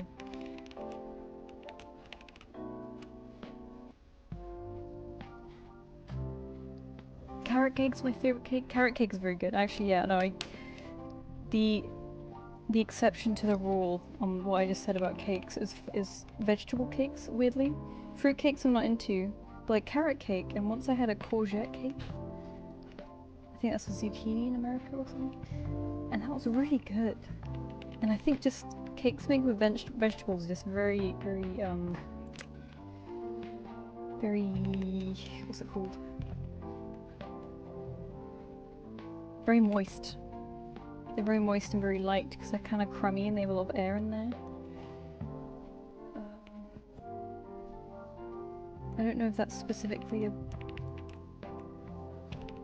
Oh, this is weird. Let's see the whole thing. Specifically a vegetable cake thing, but all the vegetable cakes I've had have been very much like that, very nice. One more year? No! Donuts are so light and fluffy. Oh, I'd love that. All the donut places here are so stodgy. Like, you buy a single fat donut for like, I don't know, 8 quid or something. And it'll just have every topping in the world on it. And they're just too much. And I just kind of want a simple like ring donut. Maybe like a glazed one or a cinnamon one. I'm very happy with that. I can't take these ones that are like pistachio and caramel and they just kill you. You know, it's way too much. I'm not strong enough for that. Okay, let's try adding some... Let's try doing a bit of an overpainting now. Do I want that colour background? Yes, sure. Sure. Thank you for coming, Dusk Ripper. Enjoy your cake, thank you!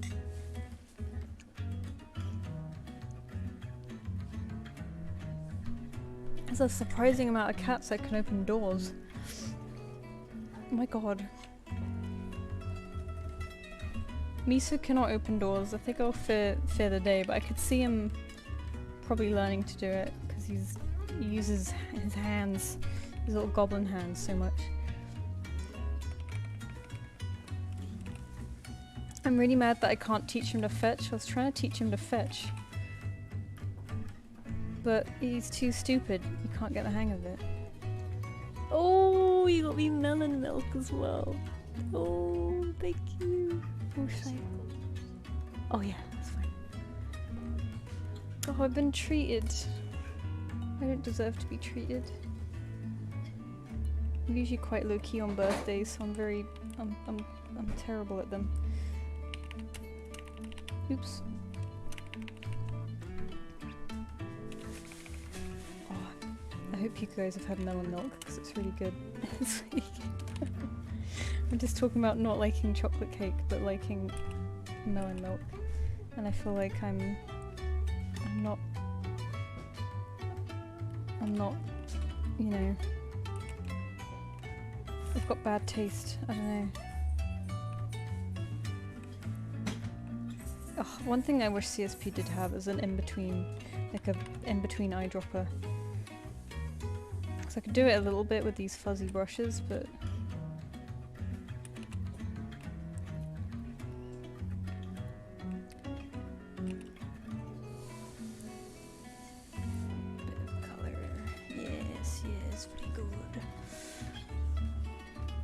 melon milk is good, I'm glad you agree. It's just like, I could never decide, you know, like bubble teas, for example. Never decide if I liked the milky or the fruity ones the most, and then I discovered that you can have both. Like fruity and milky, and I thought, it probably doesn't work, right? But no, it does, and it's so good. Like I had like a mango milk tea. And oh my god. That was so good. Problem is it costs like 7 quid, so I can never have it ever again without feeling awful.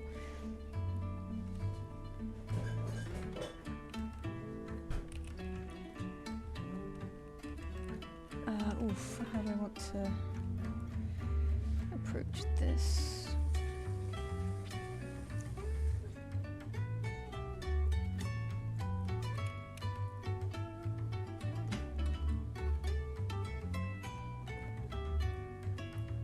Oh, thank you, Starix.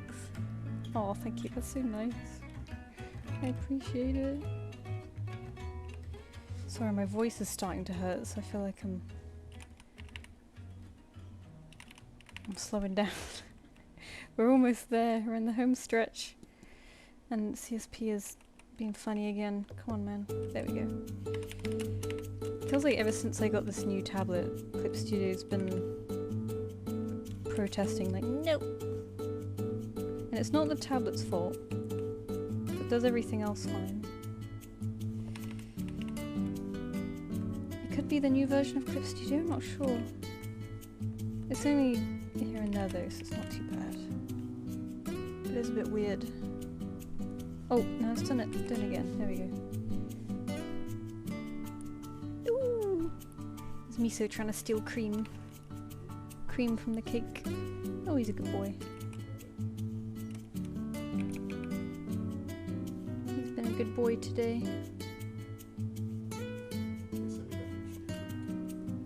Oh yeah.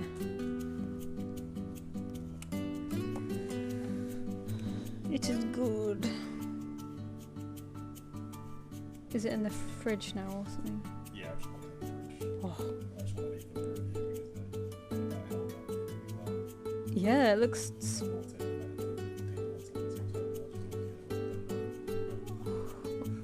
Yeah, it's like, it's not spotless, what's the right word? Completely unharmed. I wish we had a better backdrop for it. It's like yeah, the open white monster box. Oh, thank you, Soggy Possum. I always like doing a bit of a overpainting because I kind of like the line variety.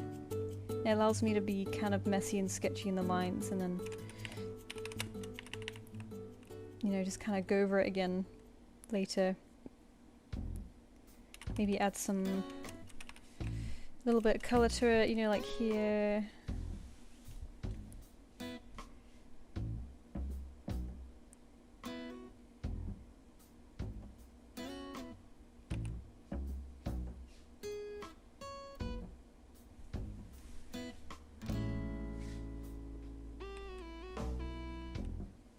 I love that the Animal Crossing music is here now, it just reminds me how much I miss it. There's like an Animal Crossing aquarium event in London this month, and I kind of want to go to it, and I was going to go to it with a friend, but she seems unsure on when she's free. So I'm like, well, I want to go this month, you know, before it ends, and I want to preferably go on a weekday before I start work again, because it'll be much less busy. But I don't really know when I'll go. And also it's quite expensive. These bloody aquariums are so crazy expensive. But I also haven't been to the London one since I was a kid, so I thought it was like, it's a nice excuse to check out the aquarium for nostalgia's sake, you know? But I also went to the zoo this month, which is not cheap. Because I wanted to do some zoo drawing, and then and a friend was going, and she invited me, so I was like, oh yes. It's a perfect excuse to go. But yeah, the zoo and the aquarium the same month is going to be expensive one. But I was kind of like, I want to let myself have a bit of fun before I go back into work, you know, especially since I have weekdays and like, oops, the school holidays are gonna start soon, and then everything's gonna be goddamn busy again, so it's now or never, really. I'm running out of time. If she can't do it, I'll just have to try and do it. I think it's next week is the last week before school holidays, so I have to try and do it next week. I think you can book quite late in advance, so it's okay. What tablet do you use? Oh, it's the one in my last tablet video. It's Huion Canvas 19.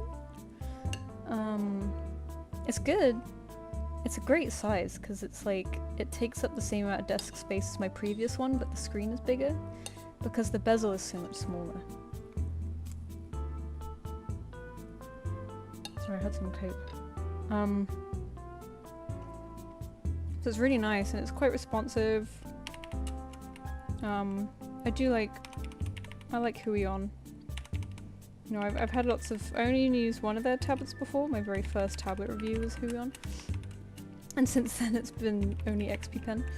But I had lots of friends who knew and used Huion, including my partner, so I trusted Huion, you know.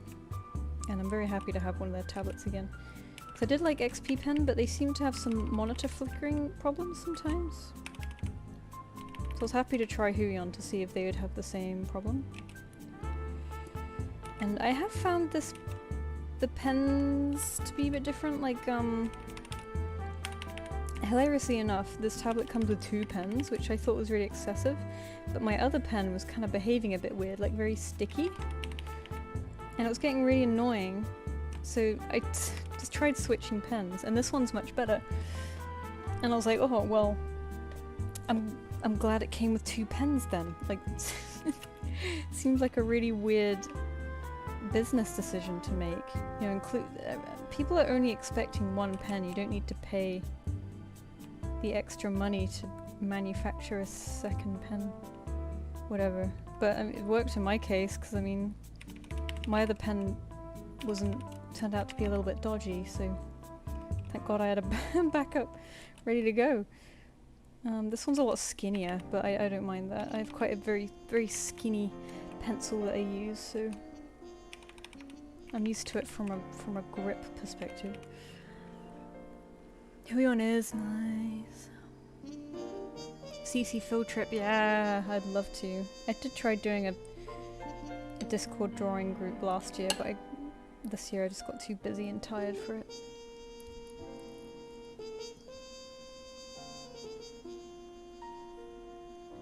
When you go to places like the Zoo or Chrome and draw, what kind of small or carry sketchbook do you bring?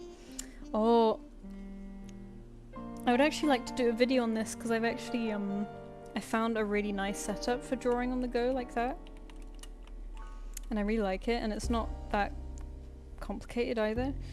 I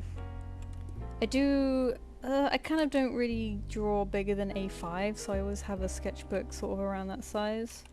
At the moment I've got a little square one, which is the same one that was in my last sketchbook tour, I think. It's like a little square brown one, and I really like the paper. I think the paper is perfect for like, it takes watercolor really well, but it's not priced like watercolor paper.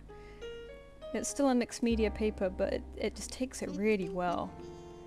The only problem with it that I'm finding is that it only comes with about 30 pages, which used to be fine for me because, you know, I wasn't going through them that quick, but now that I go through sketchbooks quite quick, it's just a little bit too small. Because I don't want to have to keep buying new sketchbooks, and also that will become a storage issue too. So I think I need to go back to the bigger sketchbooks. I just don't like there's these sketchbooks called Royal Talons art creation sketchbooks, which are all over social media. They're like really popular, and they're fine. Like, they take watercolor a little bit, which is why people like them. Like, they're quite good at mixed media, but they're not great. They're not as good as this little brown one I have. I just wish I could get the exact same sketchbook, but like more pages, like 3 times the amount of pages. And to be fair, I haven't finished my current one yet, so I might be thinking too prematurely, and I might be fine. But it makes me want to draw in it less because I'm scared of the pages running out, you know. Like, I want to do just more like loose studies, but I'm like, no, this paper's too nice for that. I have to do this, even though it's not an expensive sketchbook. You know, it's really annoying. It's very easy to get in your own head, as you guys know, you know, and stop yourself from doing stuff. But yeah, Royal Town's art creation sketchbook's very popular. Everyone who used those, you can get a little A5 one, cheap as chips, and they take a lot of media really well. And they have shite loads of pages, so you can just go on and on and on. That might be off-putting for some people because it makes it harder to finish them, and finishing a sketchbook is kind of, you know, it gives you, I feel like it gives you a boost, you know, it gives you confidence. So smaller sketchbooks might be nicer to start off with because you'll be like, yay, finished one, and feel really good about it, you know. Whereas the really big ones will last forever and ever and then never end. Miso's eating out his puzzle right now, making a mess.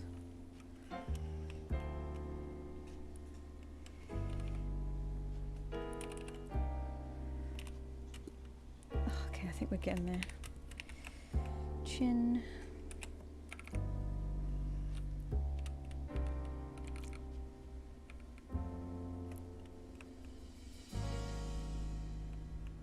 Oof. Hello Debbie, thanks for joining. I want to stream more often. I've just I've been a bit scared to do it for some reason.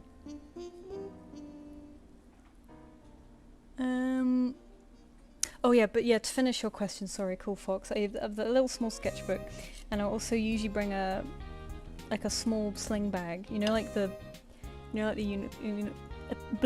Uniqlo sling bag. That's really popular. Uniqlo sling bag. I think they call it a round mini shoulder bag. These things. Hang on. Oh god, I just want the image. These things. I have one of these and I have an upright pencil case and I sit that in there upright so all the pens and stuff are sticking out and they're easy to get. And I also have a little bottle of water in that pencil case that I dip my brush in if I want to paint. And I can also put my sketchbook in there and stuff, and that kind of acts as like a little table almost. I can pick my stuff from there. And it works really well. I might actually, I remember I took a picture of this when I went on my trip as like an example.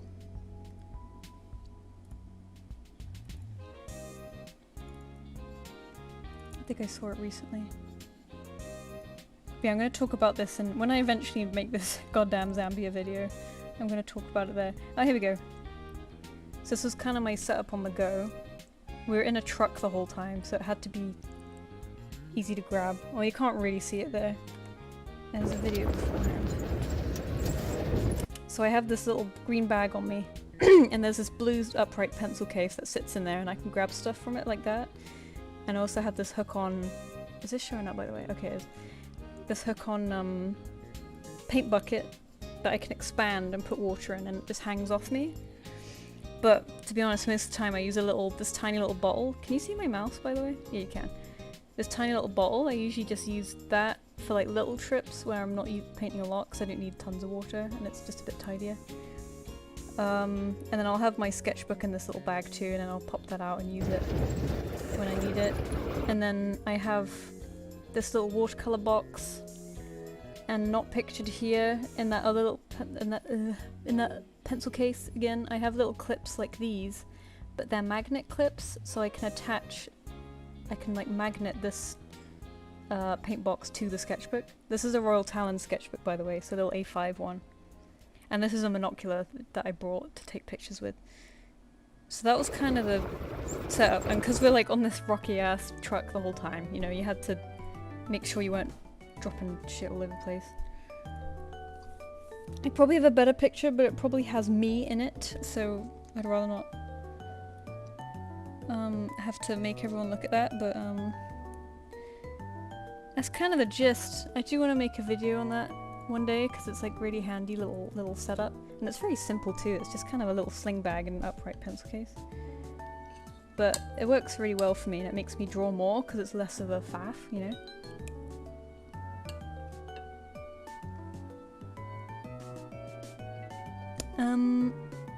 Finch, have you ever had to face an issue of a company asking you to use Adobe? Do they cover the subscription payment? It really depends on the company. Like, if you're on PAYE in the UK, which is like, you know, if you're if you're on a salary, if you're a proper employee, then they will provide you with a license. But if you're freelance, they won't. So it really depends. Unfortunately. So luckily I haven't run across that problem yet, but maybe one day I will. Been using my Huion canvas for 5 years now, it's never failed me. Oh, that's great to hear. Thank God. Huion's pretty good. Pretty good. Happy birthday, Finch. Thank you. Thank you for the happy birthdays, everyone. Love your work. How's your experience with the XP Pen 15.6 Pro V2? I'm really sorry, but I haven't really used it. I've received a few questions like that, so I guess it's quite a popular tablet. But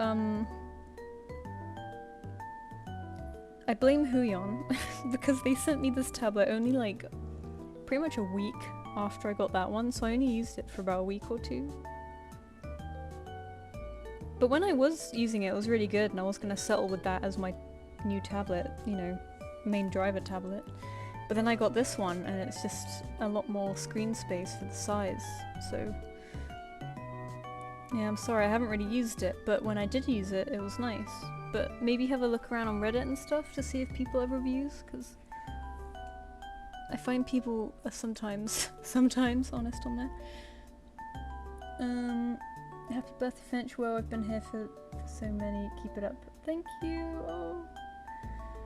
The music is Ace Attorney. Oh, this is just like, yeah, Nintendo music now. Oh, Owl Spark was here. Hi, Owl. Thank you. I watched your videos 14 years ago too, so glad to see you. God, 14 years ago is mad. That's really scary, isn't it? 14 years. Yeah, I guess I started like, oh god, that's so long ago. You figured out the secret to painting on the go. Yeah, it works really well. I really like it. It makes me feel so nerdy but so prepped, you know. When I bring that kit to like museums, I feel like such a student. But I'm like, I'm ready to go.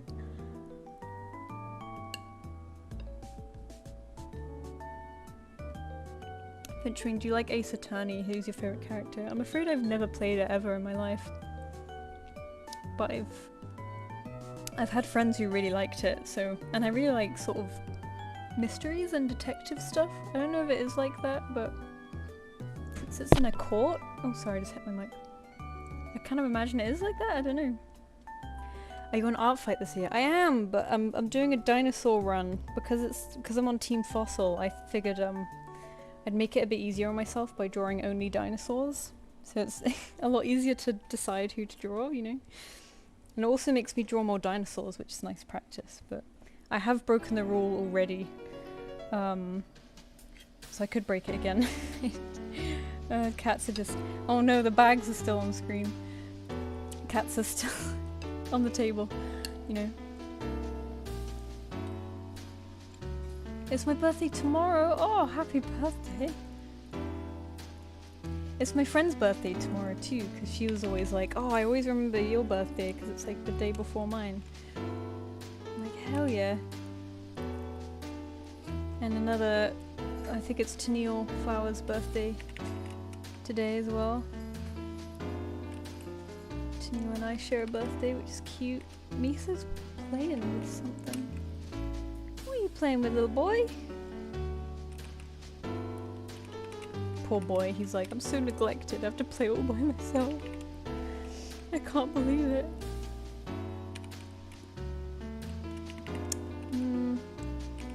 Yes on the eye shinies or no on the eye shinies.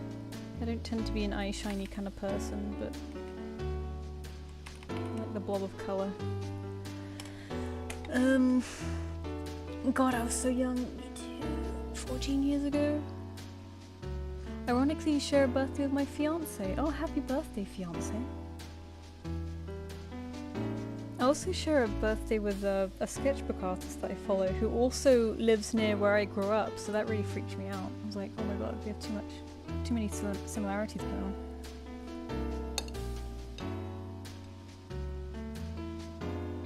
God, I really appreciate how long some of you guys have stuck around. It's very... We've like grown up together. How weird is that? That's crazy. Yeah, I love the pastel colours too. I admit I'm such a sucker for it. I've completely, you know, I'm so unoriginal.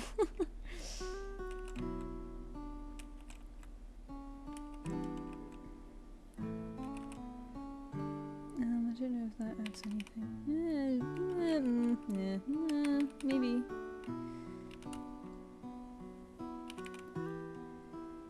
This is a nice song. Nah. I find it easier when I make the pupils more slitted. CSP, come on, wake up. There we go.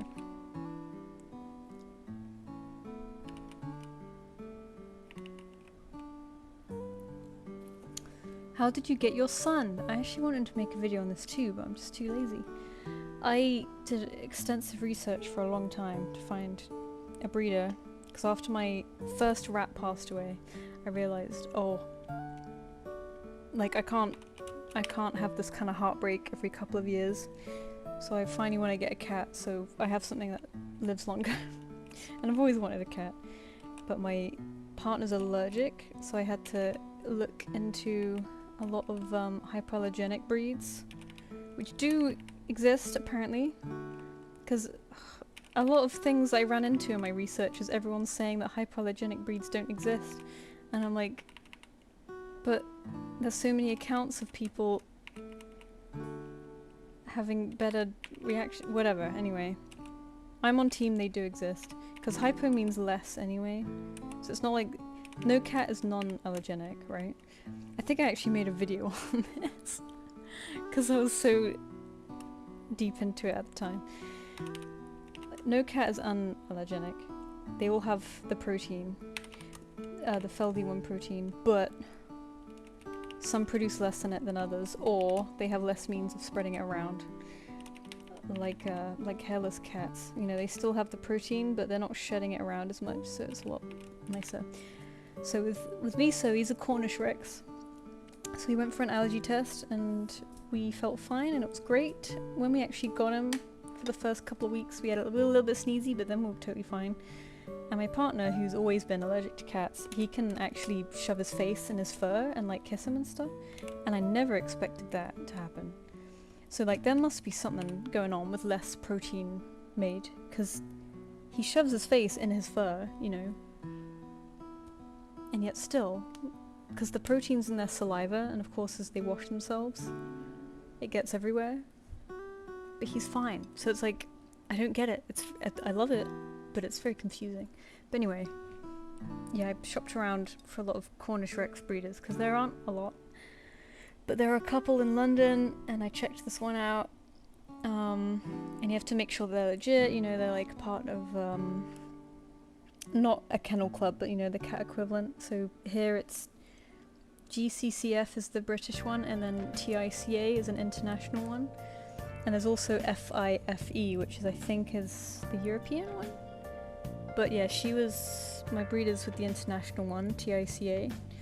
And she does, you know, like health checks and stuff, especially with a pedigree. You have to make sure they do like echocardiograms, so it's making sure they have good hearts, because pedigrees, cats have bad hearts, but pedigrees, because they have a history of a less, you know, why is this music got lyrics? They have a history of a less varied gene pool. They're a little bit more likely to have heart problems, so stuff like Bengals, Maine Coons, Sphinx have a much higher risk of HCM than your regular cats. And Cornish Rex apparently are included in that, but I've had less instances of it, and I don't know if that's because they're less popular or not, but they seem like a general all-round quite healthy breed, luckily, and this breeder did good testing and stuff. She's been breeding for decades and she shows them, so, you know, basically a lot of research and then waiting for kittens and seeing if they're all available. You know, sometimes they operate on a wait list, sometimes they don't. In the UK it seemed like they're way more chill than in the US. I think the US is treated a lot more like a business, whereas here it's a bit more a bit more relaxed. But oh, is this Persona 5? That's why. They make a food for cats that reduce the allergy causing protein. Yeah, they do. The Purina Life Clear, I think it's called.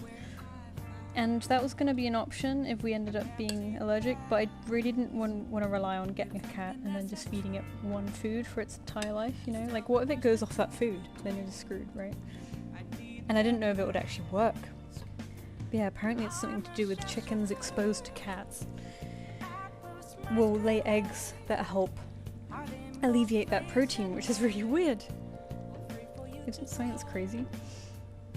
Yeah, also it's quite an expensive food, so I mean the cat was expensive, but I kind of love how Cornish Rex look anyway, so I was kind of like, I'm not mad about getting one. Plus shelters in the UK are absolute ball ache to adopt from, like I've tried in the past. But if you don't have a garden, they just reject you on the spot, like they don't even give a shit. I went over this in my video too, where I was a bit worried about all the adopt don't shop people. And I'm like, oh, but it's so bloody hard in the UK. Like if you want an indoor cat, you just can't. You have to import a cat from, I don't know where. The rest of Europe. Countries in Southern Europe have feral issues, so they import a lot of cats for adoption here. HCM is much less than Siberians since they're a landrace breed. Landrace? I haven't heard of that. But yeah, I've heard Siberians, they're healthier because they're a bit more prehistoric, right? Not prehistoric, but they're quite an old breed. Maine Coons did not surprise me at all that they get HCM really easy because they're fucking big. Like, can you imagine a normal cat-sized heart trying to keep up with that amount of cat? Must be quite a strain. Insurance companies say they're susceptible. To be honest, all cats are susceptible. Oh yeah, all cats are susceptible. It's just pedigrees are a little bit more likely. Because, you know, domestic short hairs, they have, like, unlimited gene pool. You know, there's so many. Whereas bred cats, you know, they have a little bit smaller of a, you know, breeding, whatever. But yeah, every cat can get it. It's annoyingly prevalent. Luckily, insurance here, they only really cast you out if you have a munchkin, which I totally get, 'cause Jesus Christ. It's like a dachshund cat. I think that's munchkin, right? God, I follow this person with a sphinx who recently adopted I think it's called a bambino, where it's like a sphinx munchkin. It's like a short-legged sphinx. And I was immediately like, oh, I've lost a bit of respect for you, to be honest. Like, that cat's gonna die so young. Fuck me. Sphinx are bad enough by themselves. Happy birthday, thank you! I'm eating cake right now, so that's why I've stopped drawing, sorry. But I've almost got there. I think I'm just gonna do a little bit more painty over the top like I did on the neck here. But yeah, I'm eating cake now, I'm talking about cats. I got lucky with getting my cat because a friend's cat just had kittens and she was like, do you want one? Yeah, that's the nice, easiest way of doing it. That doesn't happen here so much. Except after I got Miso, an artist that I follow in London, who's sort of a friend of a friend, had that happen where a cat gave birth in her garden and I was so jealous. I was like, you gotta be fucking kidding me.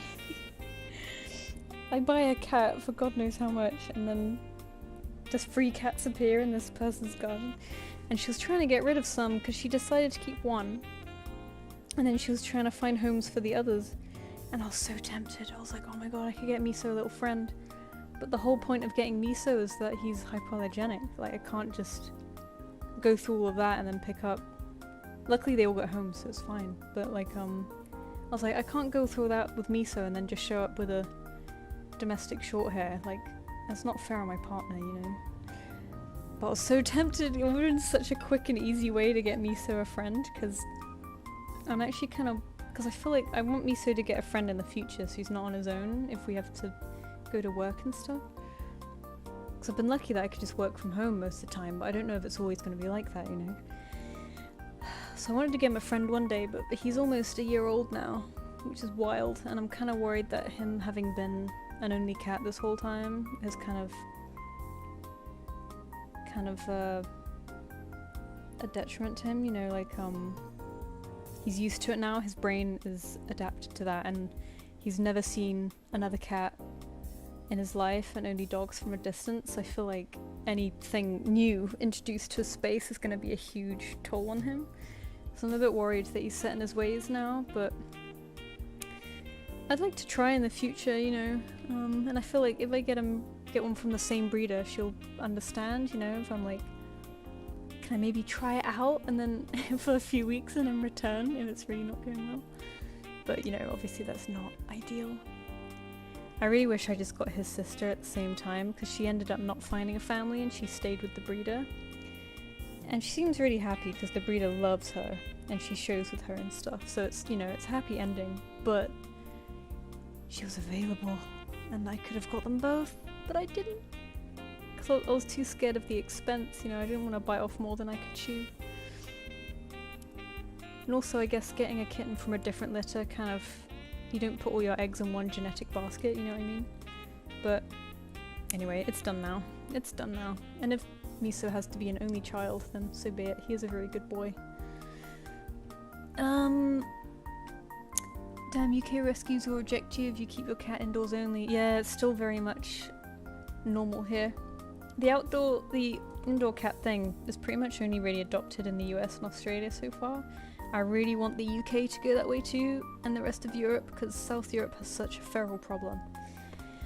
But you're not going to convince these people overnight, like, especially in the UK, they're so stubborn about it. They're like, oh, it's so cruel, and it's like, you don't do this with any other animal though. Like, you wouldn't let your dog run rampant on the streets. That's crazy. And cats is allowed because they don't pose a threat to people. They can't maul you like a dog can, but they can maul the wildlife. But yeah, because there's not really any predators here, it's still kind of the norm. But I think younger people are switching to indoor only.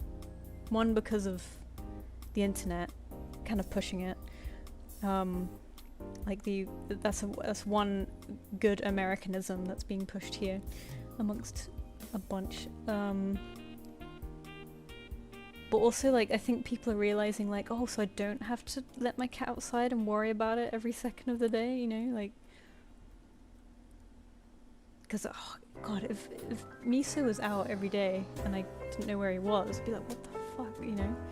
Like, I grew up with my cats like that, and sometimes they just be, like, especially in the summer, they're just gone all day and you just never see them, and it's like, wow, can you imagine having a pet like that? Where they're just gone? But yeah, it's still very much a thing here, but there's no point getting angry about it, because you're not going to change people's minds overnight, you know? I see people having heated debates about it online, and I'm like, what do you think the outcome's going to be? People are going to turn around and be like, yeah, it's a great idea, you're right. Some of them will, but a lot of them are going to be set in their ways, you know? It has to be a slow change, but I hope we get there eventually. Oh yeah, just be sure to do proper introductions. Yeah, of course. Don't worry, I'm well read up on my cats. I know somewhat what I'm doing. Hi Finch, happy birthday, how are you today? Thank you, I'm eating cake. I'm doing great, thank you. Hasn't he seen his sister? I mean, they grew up together, but since I got him, no. I mean, it's not like they can't have play dates or anything. I have an indoor cat and I live in the UK. Yeah, it's definitely like a thing. It's just very hard if you're adopting, because they insist that you let it out. And it's very annoying, unless it's unless they have FIV, they want you to keep them outside, which is annoying. My boys are brothers by bond. They're entirely separate parents and yet look similar. Aww. I still remember that time a stray wandered and a Miso lost it. Yeah, oh my god, that was so scary. That's the first time he's seen a cat since leaving his home, like his mum. And he did not react well, which kind of scared me again. I was like, oh no. But yeah, you're right, the more the better. But I'm also in a small flat right now, so if they didn't get along, they wouldn't have much space themselves, so I feel that's too much of a risk. And also, you know, when doing introductions, I'd have to keep one in the bedroom and one in the living room, and that's kind of very difficult because we're going in and out all the time.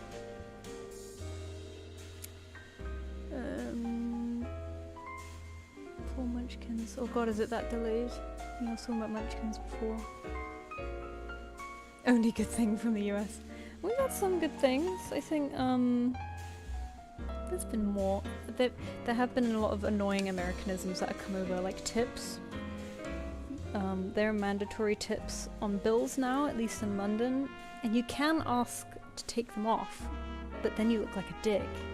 And the waiter always asks, well, why do you want to take it off? Was your service poor? And it's like, no, it wasn't poor, it's just this isn't the US, you know, we don't have to pay fat tips, or we shouldn't. So if that becomes more of a thing, then that's gonna lower the salaries of people working in restaurants, and then, you know, it's a slippery slope. But I'm sure there are other good stuff. I can't remember. There's some. We're getting bigger cars too. Oh my god, I saw someone in a giant American truck and I was like, what are you doing? You look ridiculous. In London, these roads are tiny. Like, where do you think you're going with that? So funny. Tips on bills, yeah, there'll be a mandatory, like, it'll be like 12.5%.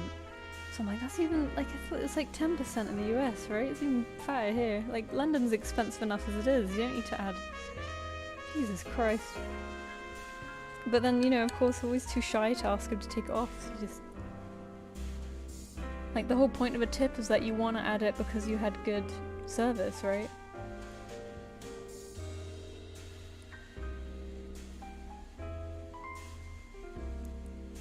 Oh, it's... I mean, like, you know, we usually don't tip much in the EU, like... We do tip, but only if it's, like, real banger service, you know? But mandatory tips are now becoming a thing. And they do that by putting it on the bill, because they know you won't do it otherwise. So they'll hide it on the bottom of the bill. They'll be like, including 12.5 service charge or something, 12.5% service charge, and you'll be like, oh, for fuck's sake. So it's knocked up the price by like another £10 or something. I wonder if they're trying to mooch more money off of tourists. Oh yeah, definitely, yeah. But it's gonna spread, man. It's gonna become more normalized and spread because they realize that it works.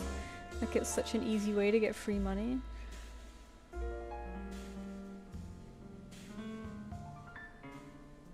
It might just be a London thing. I hope it stays that way. Like, we need to kill that. Like, problem is with England, we never protest, we just kind of silently get on with things. So we have to rely on, like, if this sneaks into France, we have to rely on the French to actually protest it, because they're good at that.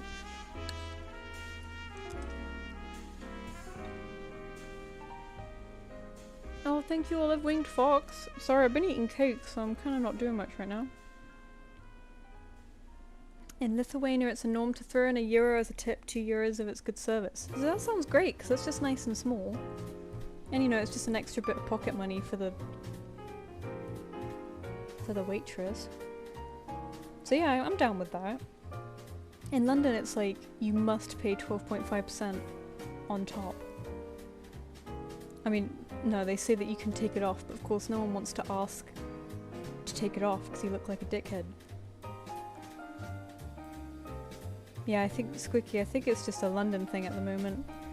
I think just because there's so many tourists here and people are on holiday that don't think much of it, whereas all the locals are like, fuck off, you know, like, I'm already getting rinsed as it is. There needs to be like, you need to get a discount on everything if you're a local, I swear to God. Hey Finch, going to university for a predominantly 2D animation course in September. AUP, you're going to AUP!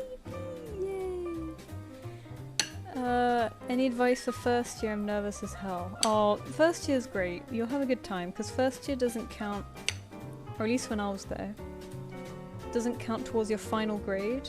So you can kind of, you don't have to fret too much, just use it to sort of,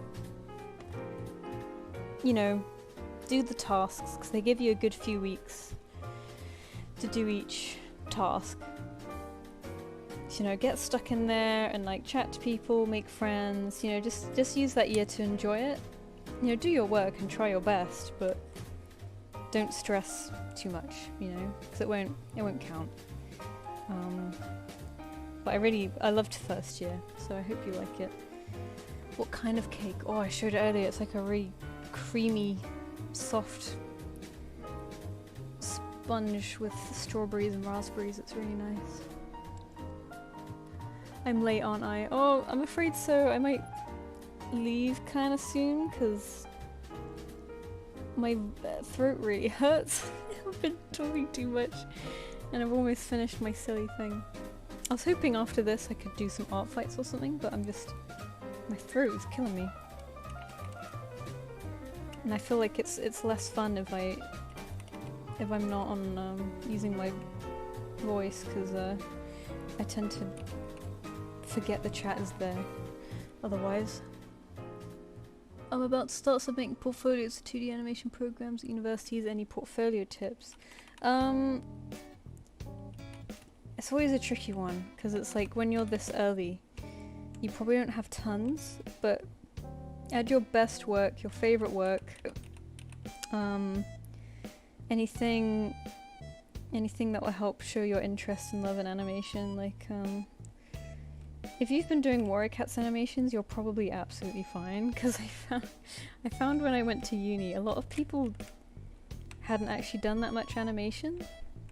They'd done a little bit, but like Warrior Cats people are on a whole nother level. Like they've done like every step of the pipeline already, so I think you'll be fine. But I always find this question kind of tricky, because I actually never properly applied for university with a portfolio.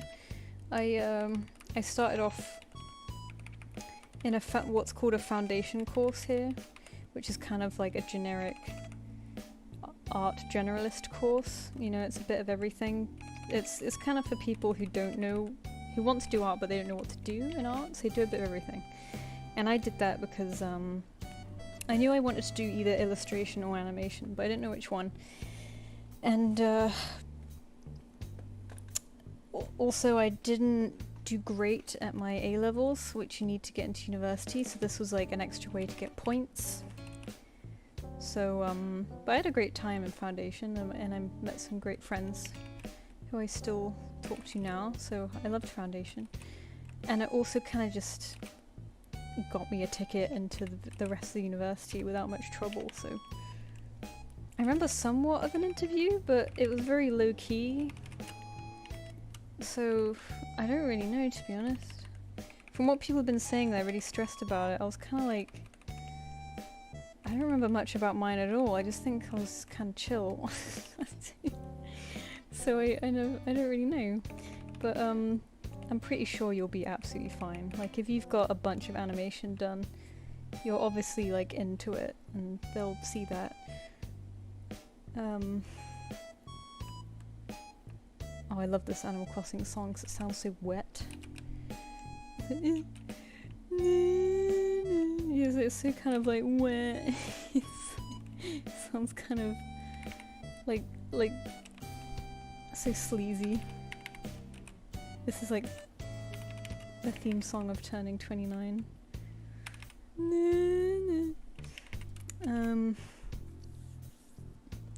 Hope you have a good birthday day. Thank you, Carrot. The cake really reminded me of the fruit cake from Breath of the Wild. Oh, you're right, actually. Ominous blank Finchwing met. Oh, oops, sorry, I didn't realize I said that. That's so funny.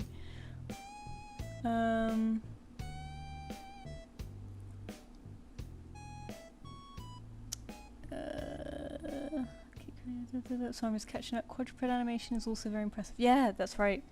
Quadruped animation, they don't expect that shit at all. They're like, holy crap. Just me, my B-Day gift video for you. Oh, that's nice of you. Thank you. You didn't have to make anything. Thank you so much. I've been nervous about it, and you're a big inspiration. I really appreciate it. Oh, thank you. You'll be absolutely fine. I'm so sure. They're not. I mean, I don't know what your universities are like, but they're gonna see that you have great potential and that you're like committed and into it. I'm so sure. I would love those types of courses here that wouldn't cost an arm and a leg for me to fly across country. Yeah. Yeah. Education is a pain in the arse. Especially in the US. A treat for you, Finch. Eat it. Thank you. Oh, I have so much cake today. 29, I thought you were mid-20s. I know, me too. The time just kind of flies, and I was saying this at the beginning of the stream, because I was just like, oh god, I can't believe it. But, you kind of never really, I mean, you probably hear adults say this all the time, but like, you never really feel like you age mentally past a certain point. Like, I feel like I reached maybe like 23, and I stopped there, you know. I guess I had my first job, I had my first experience. And like, I feel like I haven't aged past then, but the years have just gone by, and I'm like, oh, I still feel like the exact same person though. And to be honest, you are. You just maybe gain a few more little crumbs of dare I say, wisdom or experience along the way to help you out. But no, like, it's kind of made me feel weird because I still really like, I'm not really a part of the Warriors animation community anymore, but I like to think that I could rejoin it because I do miss it. But I worry that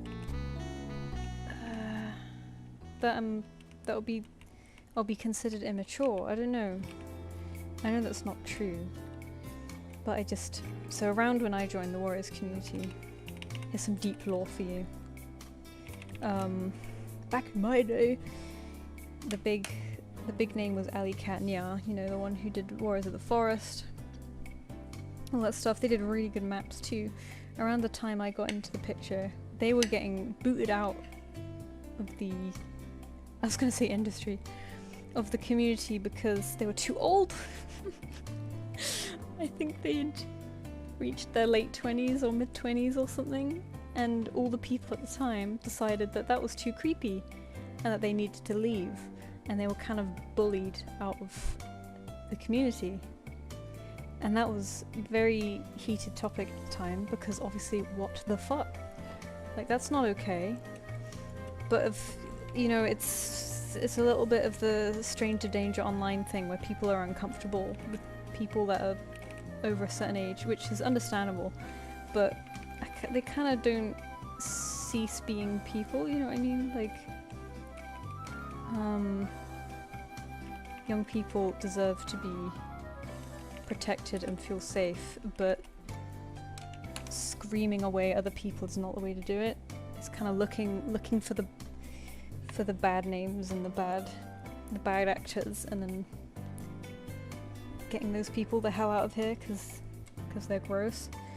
But you know, like, don't do that to everyone. Like, Alley Cat was a huge name back then, and they felt like, you know, they kind of birthed the Warriors animation community in a way. In fact, they pretty much did, and yet they were treated like this, and I just found that really terrible. Too old, yeah, I can't even remember how old they were. They must have been like 25 or something, but back then, you know, the community was a lot smaller and everyone was maybe 13 to 18. I was 19 at the time, so even then I was getting on. But of course, as the community has gotten bigger and it's aged, and like, you know, we've aged with it, that seems crazy now, doesn't it? Because now we're all in our 20s and we're like, what the fuck? That's maybe. I think maybe 40 years old, that's a little understandable. In your 20s seems perfectly fine. Yeah, I guess because it's all relative, isn't it? Because like, I mean, I'm going to be 40 in 10 years. 10 years ago I was doing the same thing I'm doing now. I'd like to think I'd still, if I wanted to animate cats in 10 years, I'd like to think that I still could, you know? I'd probably be a lot less involved. Because yeah, maybe, I mean, who knows what the community's going to be like in 10 years, but like, you know, I'm not going to be I feel like, you know, I have to be a lot more careful with who I talk to as I get older. Because, like, I'll make friends with people and then find out they're, like, 10 years younger, and I'm like, oh, Christ, like, at what point do I look like a freak, you know? It's very weird.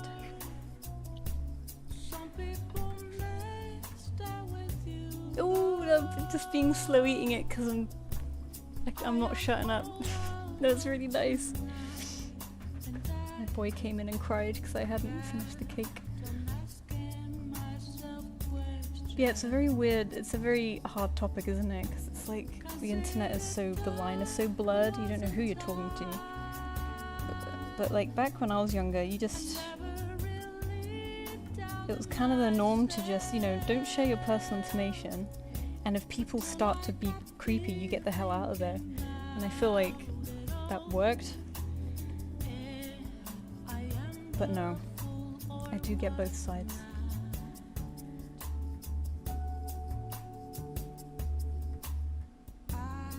Never saw this discourse before. Yeah, I wasn't like... I was a newcomer at the time, so I don't know it in detail, but that was the gist that I was being told. That they were too old. Which is crazy to think about now, isn't it?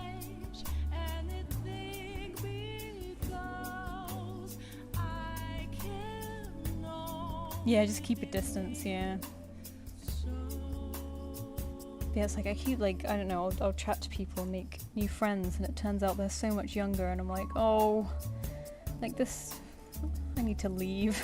Like, I don't wanna, you know. I'm trying to think if there's anything else I want to add to this. I feel like I kind of like adding light outlines over the top at the end.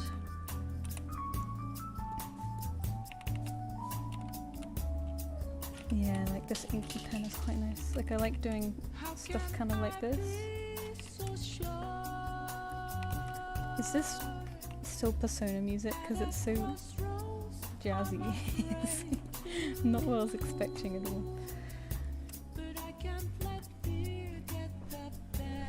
Yeah, I keep it to myself. Yeah, I tend to as well. But then it's like, you know, do they deserve to know? You know, I don't keep it secret, but I don't exactly blurt it out either. Yeah, it's a weird one, isn't it? The internet is such a mishmash of so many different people. Like some of my closer friends at the moment, they're maybe like 24, which is wild. But I feel most of the time I feel like I'm closer to, because I was born in 1996, which makes me technically a millennial, but I feel like I relate to Gen Zs more, because like older millennials, like my brother and my cousins and stuff, they feel so much different, and I think it's because they were just a bit too old to have grown up with the internet as much as we did. So I think that's where the line blurs between younger millennials and Gen Zs, that we all kind of grew up with the internet a little bit more. Because I'm quite different to my brother, like in terms of like, you know, our, not our humor, but like, you know, our hobbies and who we hang out with. And do I like this line? I can't decide if I like this line. Maybe. That's a bit of a gold. Same. Even in our own generation, there's a rift with the younger of gen. Yeah, I feel like generations, you know, they're not hard lines. They're very blurred. Being called a millennial as an old Gen Z when I'm not much older than them. Oh, don't worry about them. Don't worry about them. Sorry, I don't want to be that person with brush using. No problem at all. This is another daub brush, if you're talking about this one. This is called Atramentum, and I think it's an ink brush. And I like it because it's very varied and, like, you know, it's like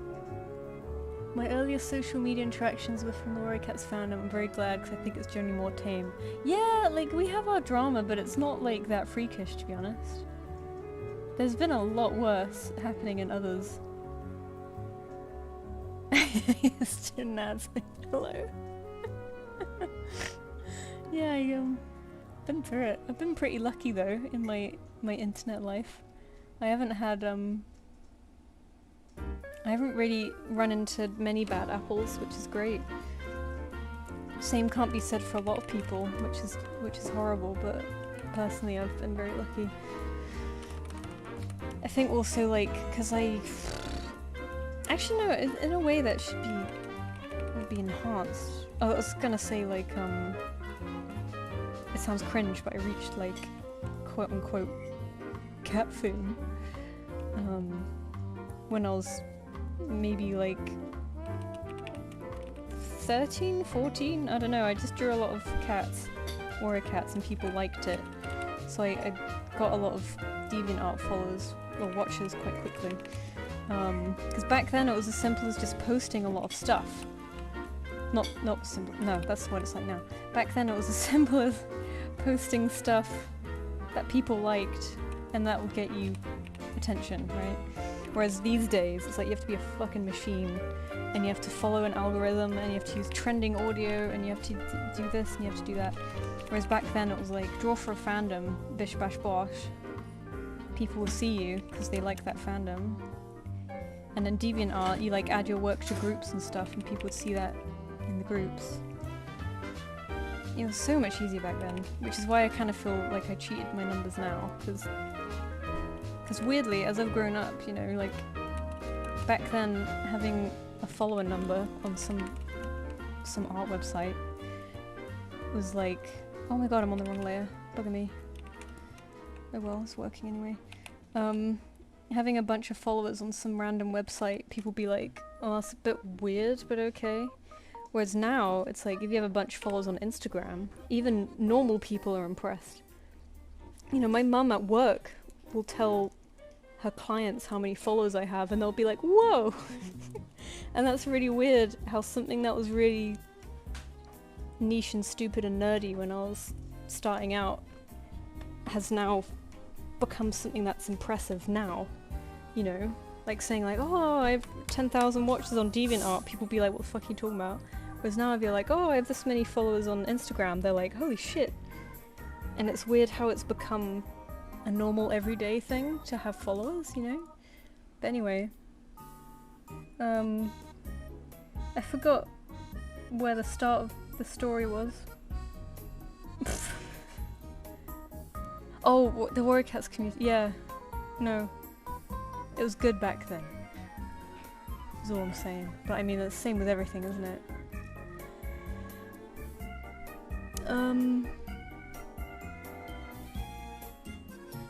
Oh god, remember the Warrior Cat claim group on D8? Yeah, cause my friend Kat, she was an admin on that. I think I met her through that, I can't remember. But we still talk now, in fact we visited each other a few times. Oh, bye Ender, thanks for coming, bye bye!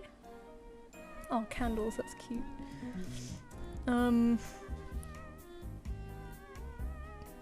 But yeah, like, yeah, I've completely lost my train of thought, I'm sorry.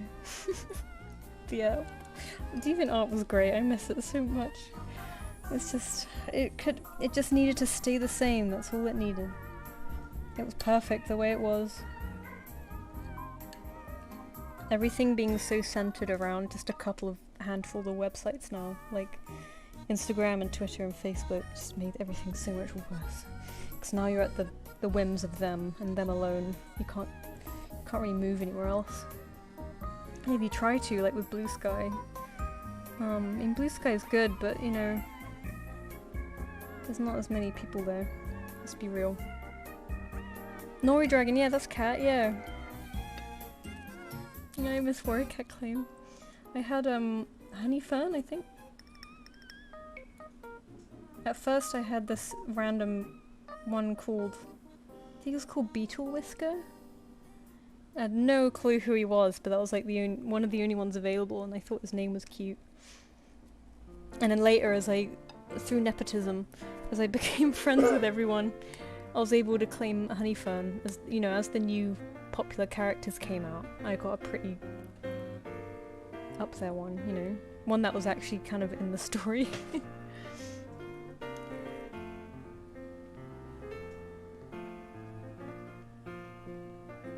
Oh yeah, I'm not surprised DA's full of AI. A lot of the old DA, like, staff moved on to Kara. And I really wanted to like Kara, but it just wasn't sitting. I remember being paid him DA points for commission work. Yeah, same. Back then, like, 80 points felt like a lot, and it's like the equivalent to, what, like 8 cents or something.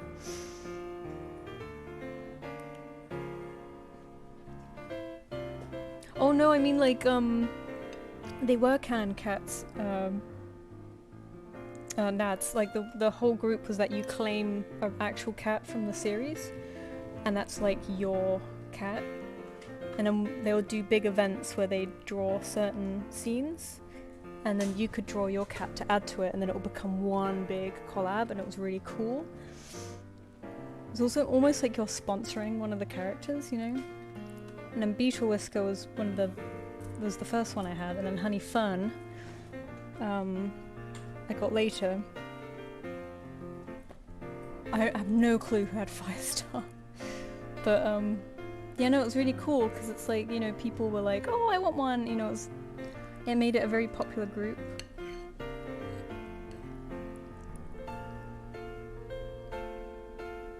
No, don't worry. I mean, I was in a lot of roleplay groups too.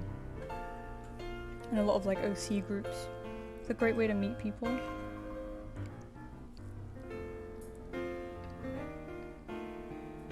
You claimed a boulder in that group? Oh, that's sick. That's quite a big one. Oh, thank you, No Name. Oh, same. Sketchiny, like, oh, should we reminisce? Hang on.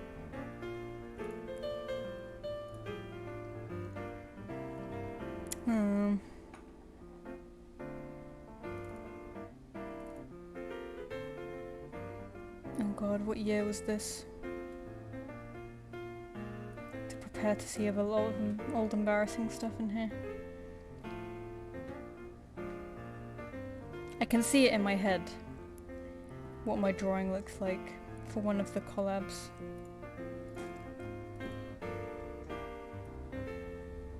No, it's too old.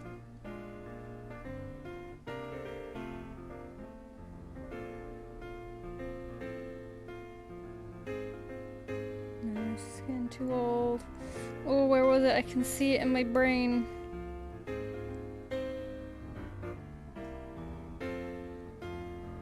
Man. Hang on. No, it is.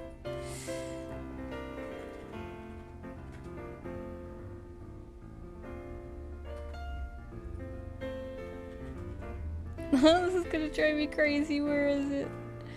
Oh, maybe it's gone forever. Maybe, actually, maybe it's in fan art.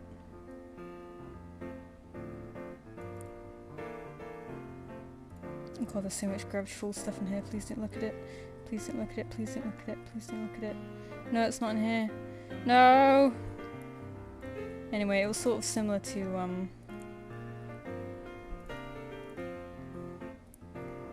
it was sort of similar to this one. Yay! I always use the purple shading and like the really weird scribbly fur texture.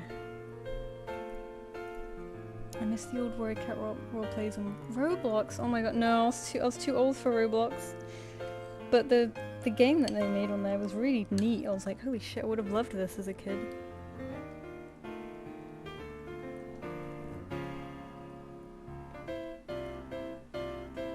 Thank you, Ray. Thank you for coming. God, Sketchny. I think I still have that somewhere. I don't know if it would be my old folder in my, in here. Oh my god, it might be in here.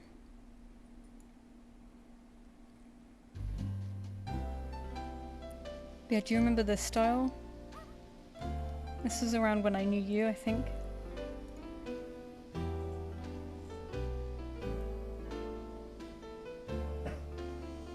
my god. Okay, so this is really embarrassing. But the person who this cat belonged to, I actually met her in person for the first time. Like the other month when I was doing an art market in Cambridge. She messaged me like, oh, I actually live near Cambridge, I'll come say hi. And I was like, holy shit, is that you? From like DeviantArt like 15 years ago. And she came and showed up and she gave me a bracelet that she made that says Finch on it. And I was like, oh my god. I can't believe this. This is crazy. But yeah. It's crazy how... That's the nice thing about living in England, you know? It's so goddamn small that we all bump into each other at some point. Thank you, Quick as Fox. I'm gonna stop soon. I'm kind of just eating cake and reminiscing now. These drawings remind me of Ermin 1. Oh no. Didn't they turn out to be like a freak or something? I promise I did not know Ermin. Especially not at this time. This one's kind of cute. I'll take that. Oh, Chewy. I remember Chewy. I miss Chewy. And like, look, this is Whisker Moon from ages ago. I actually knew them a very long time. It's a very weird drawing there. River Spirit. Oh, I don't know if you're in here, Sketchily. I remember drawing for you. I don't know where it is. This was around when I was doing maps and stuff, because I remember people liking these. Got all the minion stuff.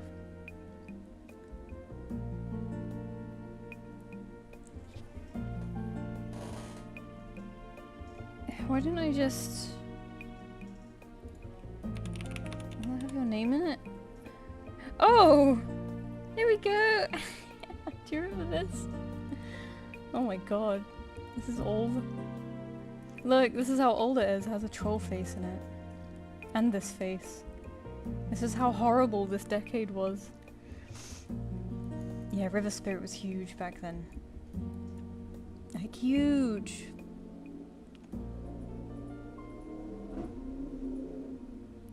My dog has her head on the keyboard and she's pressing all the keys like a cat. Oh, that's very sweet. Thank you, Eber is tired. A lot of people in the old Warrior days had similar styles because we all inspired each other. Yeah, that's true. I don't know where I got the triangle eyes from. The triangle stage is a bad time. But yeah, anyway. Oh, is Warrior's Forest Territory closed now? I remember that name. Oh, what a shame. Okay, well I think this is pretty much done. I actually kind of like how it turned out, so thank goodness for that. Because as I was doing the lines, I was really not having a good time. Well, not having a good, I was having a good time, but yeah, I wasn't too into it. But I find whenever I add the colour, where she gets these, you know, these bits, makes her look a lot more like a cat, you know.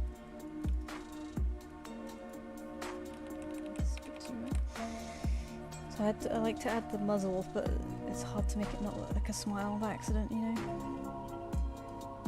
Yeah, the troll face is terrible. Message retracted. Are you doing that, or is something weird happening with the chat? Because if it is, I'm very sorry. But if you're doing that, then that's fine. A lot of people in the old Warrior days had similar oh yeah, sorry about that already.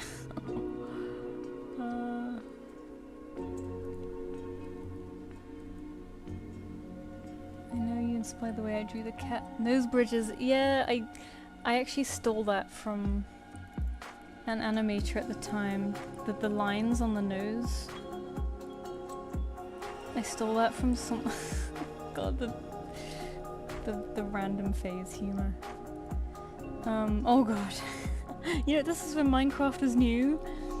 Minecraft is brand new at this point, that's how old I am. This one's kind of cute. But yeah, the lines on the nose bridge, an animator that I liked did that, and I kind of stole it. but I liked it because it kind of added a crease a little bit. Remember the Finch doing that face? Oh god. I remember drawing her with that face, but I don't remember her bowing to it. Oh, okay, hang on. I remember I looked through a bunch of old art once in a video, so I don't know how much of this is just treading old ground, but... Oh, this isn't that old. Where's the proper old stuff? Is that back? Oh, do I have to go back again? Oh my god, I think that was the peak of my random phase was probably here.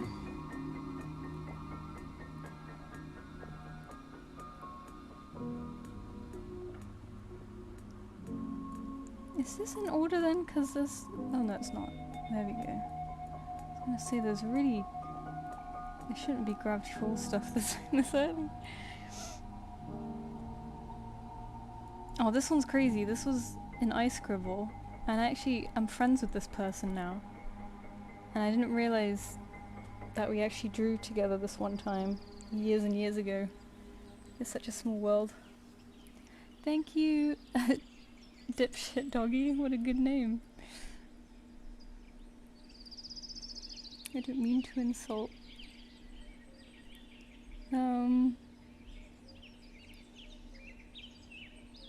Man. I think I know what drawing you're on about, but I have no idea where I'd find it. I think I did it for a Valentine's Day thing. Oh god, there's just a lot of Gravity Falls at the end. Let's not look at that. Maybe it was here actually, maybe this was the peak of my random phase. Who knows?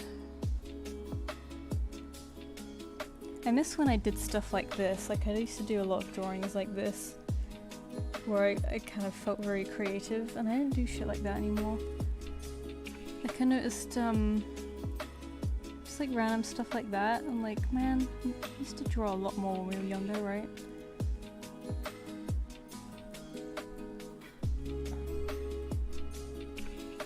It could have been river drawing it. Oh, maybe.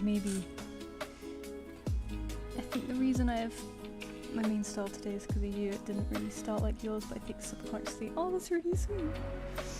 It makes me happy when people say that. I actually got a hate message the other day. Not the other day, maybe a month ago. Maybe not a hate message actually, but so I felt kind of bad. So I used to be really kind of a bit of an asshole if people quote unquote stole my style. Because I felt like I'd worked so hard to make it something that I liked, and then people would copy it a lot. And now I understand that that's... And from when I was like 18, I understood that that was just, you know,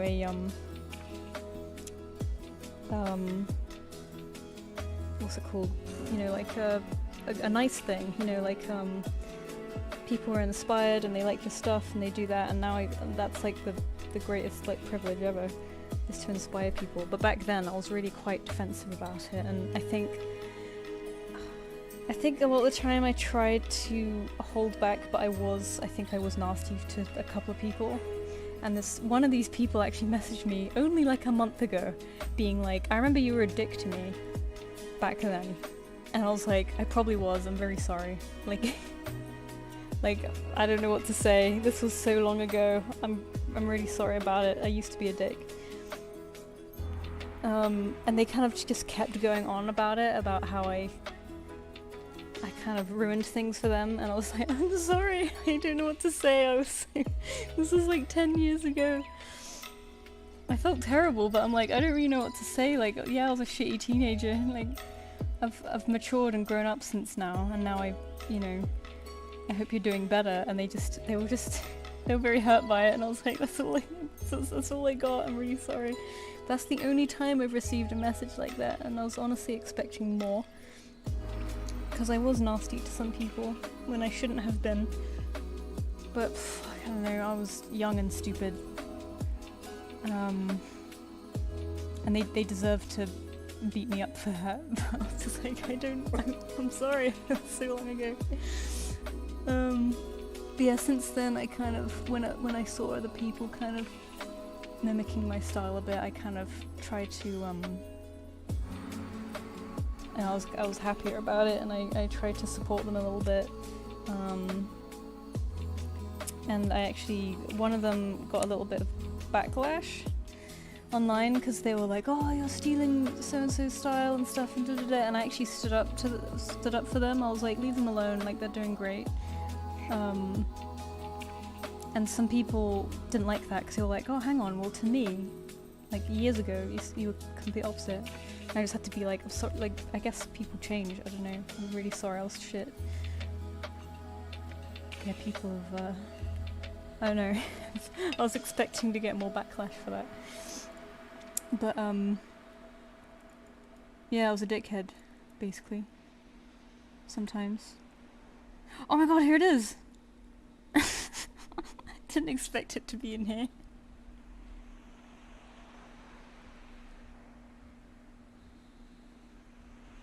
Oh yeah, no, sorry, Stormist, I don't mean to say that you did that.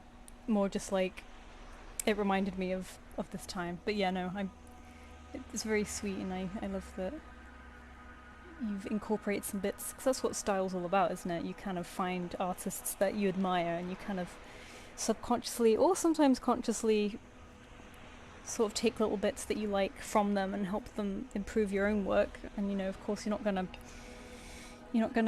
what's it called, commit plagiarism, but we will help inform each other and whatnot, blah blah blah. There it is. This is the one, thank god.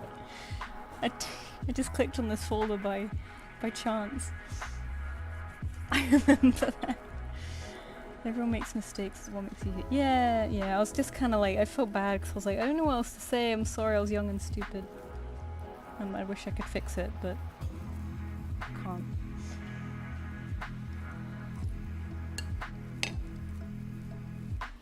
Yeah, Munch, exactly, that's kind of, like when you're developing your stuff, you can't just take stuff out of a vacuum. Like, it's gotta come from somewhere. What is this? Cool. So, you know, that's the great thing about, oh, that's alright. Man, sometimes I, like, look at old stuff and I'm like, oh no, have I regressed? Caracals.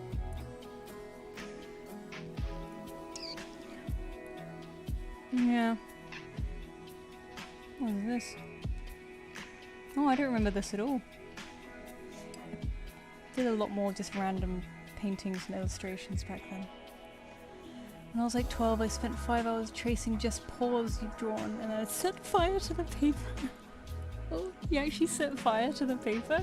Oh my god. The commitment. Oh, so that was the bad thing about this, this culture within the community, right, is being so against referencing and so against learning from each other that we had so much guilt about it that we'd set paper on fire. That's crazy. I remember liking it when I started noticing if I sort of was changing up stuff, you know, it happens gradually, but when I'd start noticing other people doing similar to what I was doing, I was like, ooh. I remember doing a reference for Finch where I like had a diagonal sort of design to it, and then a bunch of people did the same, and I was like, mad with power. And yeah, the paws, I noticed people doing paws and ears similarly, and I was like, what a high that was. Can you imagine peaking in your teens? Damn. I remember once on Tumblr I'd sent you an ask saying you should draw your favourite cat expression ears. I really like the memory. Oh, did I reply to it? I hope I did. Some of them I fully intend to reply to, but I want to, you know, if I want to draw for it, I leave it to reply to later, and then I completely forget about it, and then nothing ever happens. Hi again, I'm in the car, and a caracara just flew alongside for a little bit. Oh my god, that's sick! Yeah, thank you, that's so... Oh man, I wish I lived where they were wild, that's crazy. they're quite widespread in the Americas, aren't they? Like southern US and Mexico and all the way down to the Falkland Islands.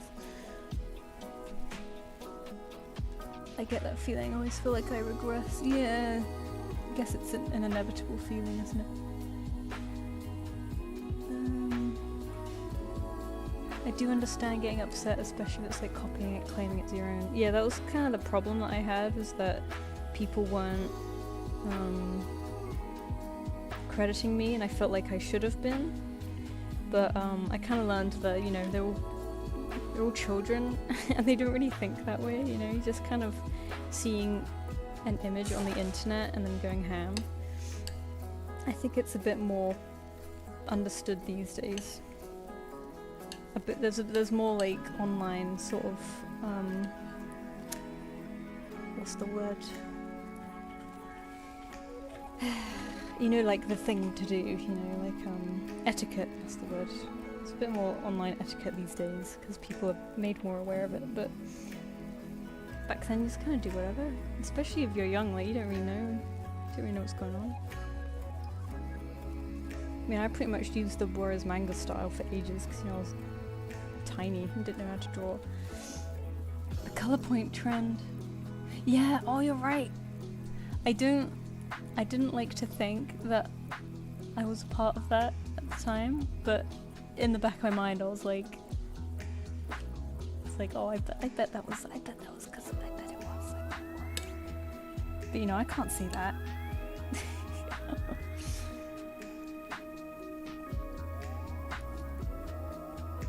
I must have taken that from somewhere. I just remember really not liking Finch's design for like the longest ass time. It was too grey, so it was hard to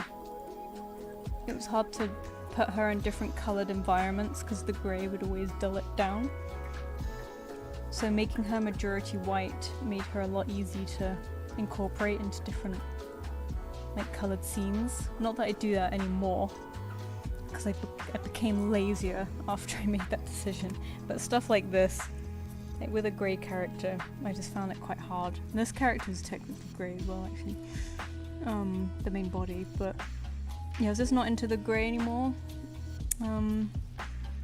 Like, well, if I make her mostly white, and I kept designing characters that were like that, you know, like this one. So it was in my heart. I was like, I kind of want this to happen. God, I like my sketchiness back then, actually. Anyway, and like this. Oh, this was based on a real cat, actually, so no, I can't say that. But yeah, like, oh my god, look at her fucking ears. But yeah, then I tried adding. I added white, but in little amounts. And I added this like little orca marking. But in the end, when people would draw her, they just gave her a white crotch, and it looked really weird. And I'm like, no, it's meant to be like in an orca, you know, they have that white thing. I don't even know what you call it. But yeah, whenever people drew it, they just thought that she had a white crotch, and I'm like, okay, I need to change that very quickly. Like here as well. She's a warmer green hair, but.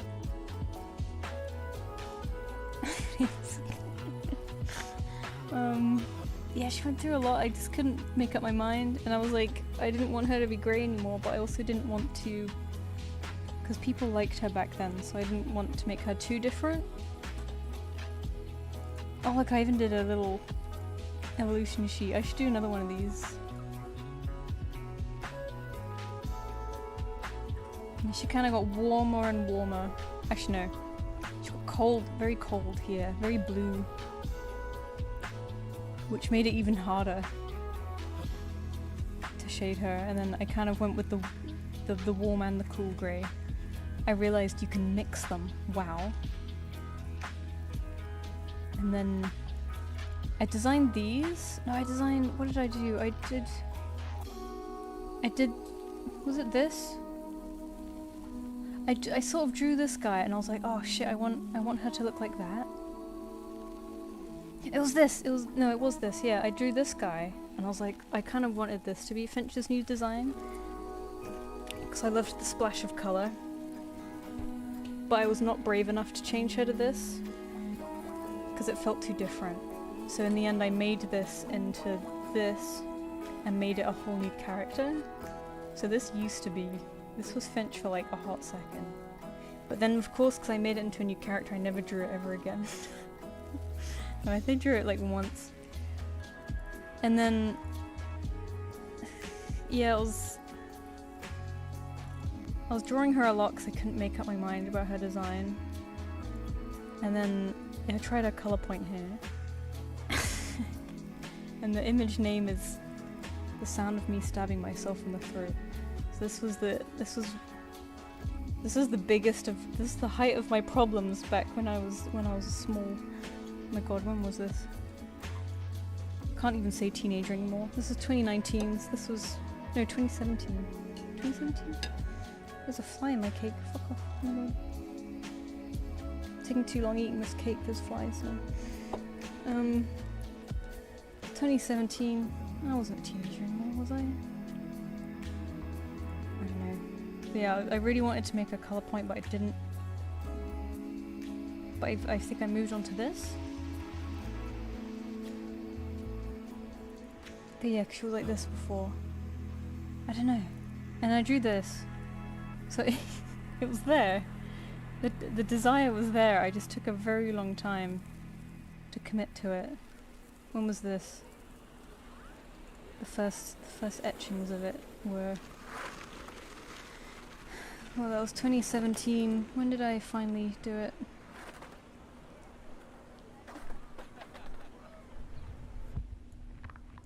Here. 2019. Okay, so it took 2 years for me to finally do it. It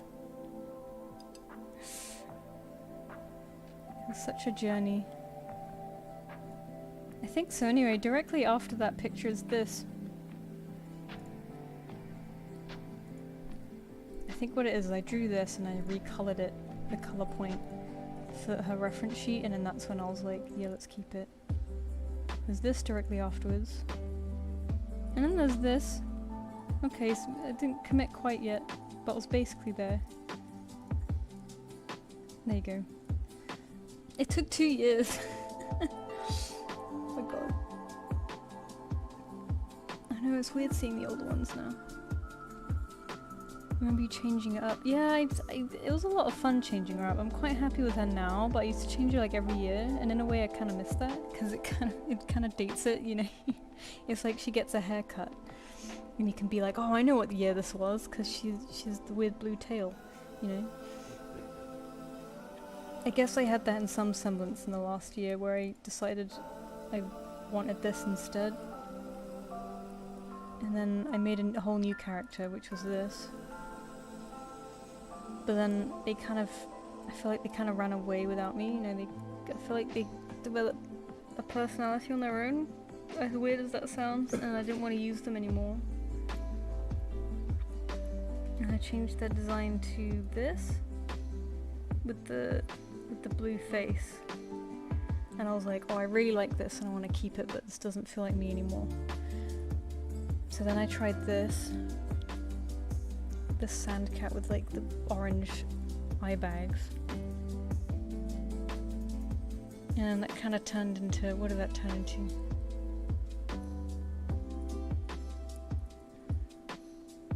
That kind of turned into this, but I haven't really used her much yet, so I don't know. It's weird, isn't it? You feel like you want a design that speaks to you, but also you need to use it in order for it to cement. You know what I mean? Because I still go back to where'd you go? I still go back to this a lot, and I'm like, I think this is what I wanted. Something simple, you know. I still like the incorporation, the bird incorporations, but in a way I feel like they're overcomplicated. But just like a simple sand cat with some like blue ears or something. Don't know. Anyway, I'm waffling again. Finishing up some art fight attacks. Hello. God, I should be doing that. I'm not. I stopped because I was eating cake, and now my voice hurts. How's Miso doing? He's good, he's sleeping. I think he's in his blanket. It's weird, he's become so chill as he's gotten older, and I wasn't expecting it to happen yet, so I hope he's okay. Oh, yawn, sorry. But he's such a good little boy, like you know, before you get an animal that you're gonna raise all by yourself, all the worst scenarios go through your head, and you're like, what if he tries to eat plastic? Or like, what if he, you know, gets tangled up when he's a kitten? Or like, what if he climbs something and falls and hurts himself? Or what if he eats something he shouldn't? And like, what if he develops a horrible disease? Or, you know, what if he's an asshole? What if he hates us? What if he's, you know, this and that? And he turned out to be such a good, well-mannered little boy that I feel like I really lucked out. The only thing that I'm a bit sad about with him is that he's really quite nervous. And I don't think he's more, you know, cats are pretty naturally nervous anyway. But I think I blame social media, as with everything, because I had it so sort of fed to me online that it was quite easy to train a cat to go outside. You know, all these fucking adventure cat ass people, and I was like, I'd love to do that because I like to go on walks, so to be able to take my cat with me and go to a park would be so good. And also it would be nice to be able to travel with him easily, because sometimes I like to go visit home, and it would be so nice to be able to take him and he be chill with it. And in my head I was like, I could so train a cat to do that, because like I understand cats, I'm patient, I'm good with cats. I could train that. And fucking hell, it's been so hard. Like I don't think I can train him to do that. I've been trying to train him to do it very slowly since like December. And granted, a chunk of that was winter, but he's just such a nervous little boy. Oh, sorry. I haven't been able to get too far with him. Though saying that, with a lot of slow persistence, he has gained confidence quite a bit, so it has not been in vain, thank God. Because like now he's quite chill with our building hallway. In fact, he asks to be let out there, which I don't know why, because there's fuck all out there. I think he goes like runs up and down the stairs. He's become a lot more confident with that, and he's become a lot more confident with new people. Like, there were times where we'd have guests over and he'd be frightened out of his life. But now he takes guests a lot more. Like he still has a strong initial scared reaction where he'll run, but he'll bounce back pretty immediately, and he'll be quite, you know, a lot better. And he's not as easily spooked as he used to be. So, oh, sorry. So it hasn't been in vain, and he has grown in confidence. But good God, like I was so over my head thinking how easy it would be to train a cat to walk outside. I think 'cause I grew up with outdoor cats, I was like, the outdoor part won't be the problem, the harness will be the problem. But it ended up being the opposite, where he's totally fine with the harness.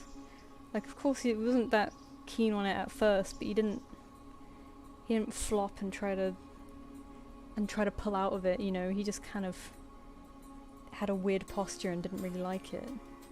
And he's not like super chuffed about it now, but he tolerates it, and you know, he's fine in it. Same with the backpack, like I've got a backpack carrier for him, he's fine in that. It's the going outside part that's the problem, which is the complete opposite to what I thought. Yeah, training a cat, or at least one that wants to be trained, in the safety of home was actually kind of easy. I've trained him a bunch of tricks and the whole backpack and harness thing. But actually, you know, taking him out of his comfort zone is the problem.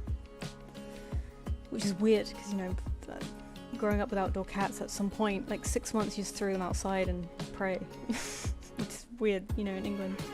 We're just like, well, they're gonna have to go outside sometime.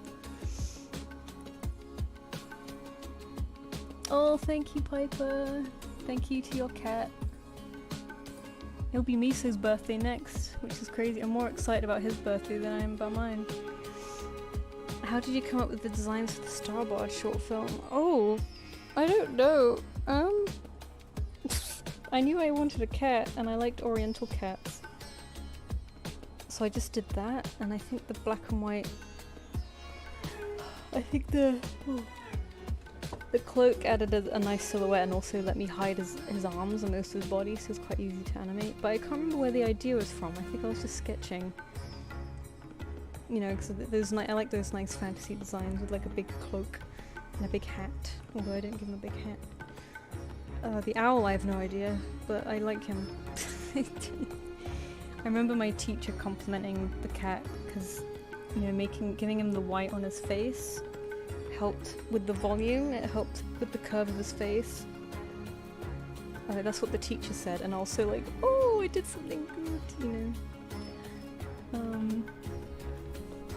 So even though it's a flat drawing, and it wasn't really shaded, the white on his face helped give him, you know, show you how round his face was. I love the scarf you gave her. Yeah, I liked her. I gave her the scarf back eventually because I was sad and I missed it. Here we go. But I took it away for a long time and gave her the spotty Dalmatian one, but that never really stuck. I don't think I even added one here at all. Here, I hated this ref.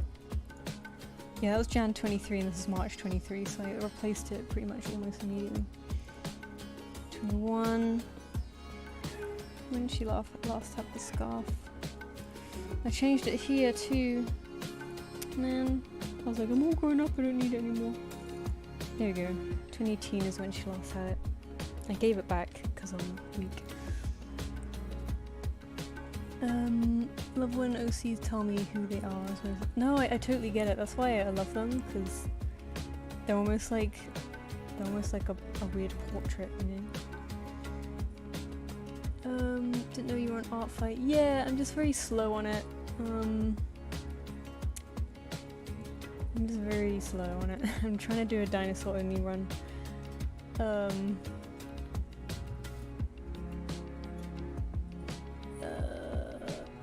Bless him. Hopefully the outdoor training can progress some more with them getting a little older and chiller.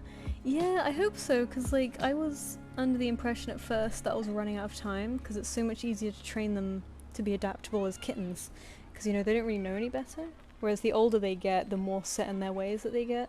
But at the same time, because this thinking really put a fire under my arse and made me stressed. I felt like I had to rush things, but then other people were saying no, like if older cats have been trained, I've done this, I've done that, like please don't rush it because that'll make it worse. So I've been chilled out now, and I'm like, okay, even though he's getting older and I feel like I'm running out of time, it's like, it's fine. I've set the stones, you know. I've set the groundwork. That's about it. Oh, bye Storm Mist. I'll probably finish up now soon because I've just been sat here. It's just nice to chat in it. Anyone have any tips for introducing my sweet cat or anything to a dog who has very bad experiences with a cat? Or that might not be the question to ask here because that's quite a serious one. I would look up... There's this book called Think Like a Cat by Pam Johnson Bennett, and I think maybe some tips would be online too from this book, and that has some good introduction tips in it, as well as, you know, Jackson Galaxy's introduction stuff. But I don't know much about dogs. Oh, sorry. I just know that has to be done very slowly, you know, like at first exchanging scents, having them in separate rooms, don't let them meet, exchange like cushions and blankets that the others have slept on to introduce the smell, and then very slowly sort of have them on opposite sides of the door if they can't see each other but maybe they can hear and smell each other, feed them on opposite ends of the door, you know, and then very eventually, if there's no signs of stress, like open the door but have like a screen there so they can see each other but they can't meet, and then have that for a while. And then maybe if they're behaving after a week or so, then maybe let them introduce. but with a dog it's a bit scarier because dogs are a bit more dangerous if they react badly. So yeah, definitely look online for tips about that, but it's very, very slowly. Otherwise, like, they just seem like an intruder. I'll tell you, I celebrated my cat's birthday of my own 1 year and it was somehow way more fun. Yeah, I feel like I'm gonna do that. I'm like, my friend threw a party for his cat and we went over and celebrated it. And I'm partly kind of tempted to do the same. But the most guests we've had over at one time is 2, so I feel like if we invited any more over, you'd be like, what the fuck? Also, that place is very small. I need to attack you or not fight. Oh, you don't have to. I'm trying to only do dinosaurs this year, so I feel bad if I can't revenge everyone, but I appreciate it. Sorry, I'm getting quiet and my throat hurts. I need to stop. Okay, let me catch up with chat now. Stop. Is there any character in Art Flight you hope gets drawn more? Ooh, let me have a look. I think maybe Teal, just because I really like her design. But I get why people don't really want to draw her, because I haven't really drawn her much myself. Like, it's like, you know, I haven't given people a reason to like her, you know what I mean? Whereas people like Finch, because I've got fucking like 15 years worth of art of them. So maybe Teal, who is this.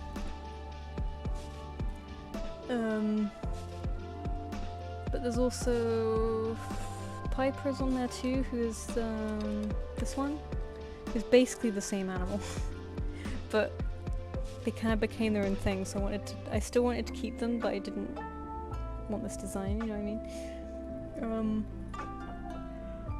There's also this guy who I really like, but again, I only drew them once here for fun, and then I was like, oh, I actually quite like this design, and decided to keep it.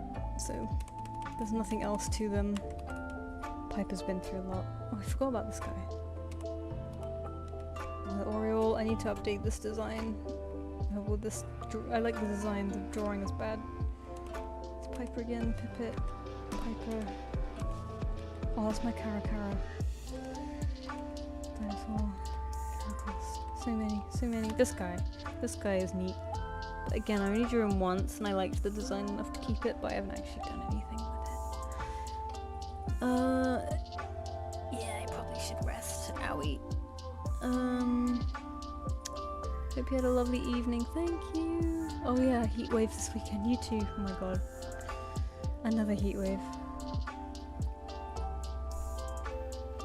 Yeah, we tried to have them both on our leash. It's been a long process. Yeah. I wish you the best. Just, you have to take it very, very slow, and I hope you have enough space to separate them for a while.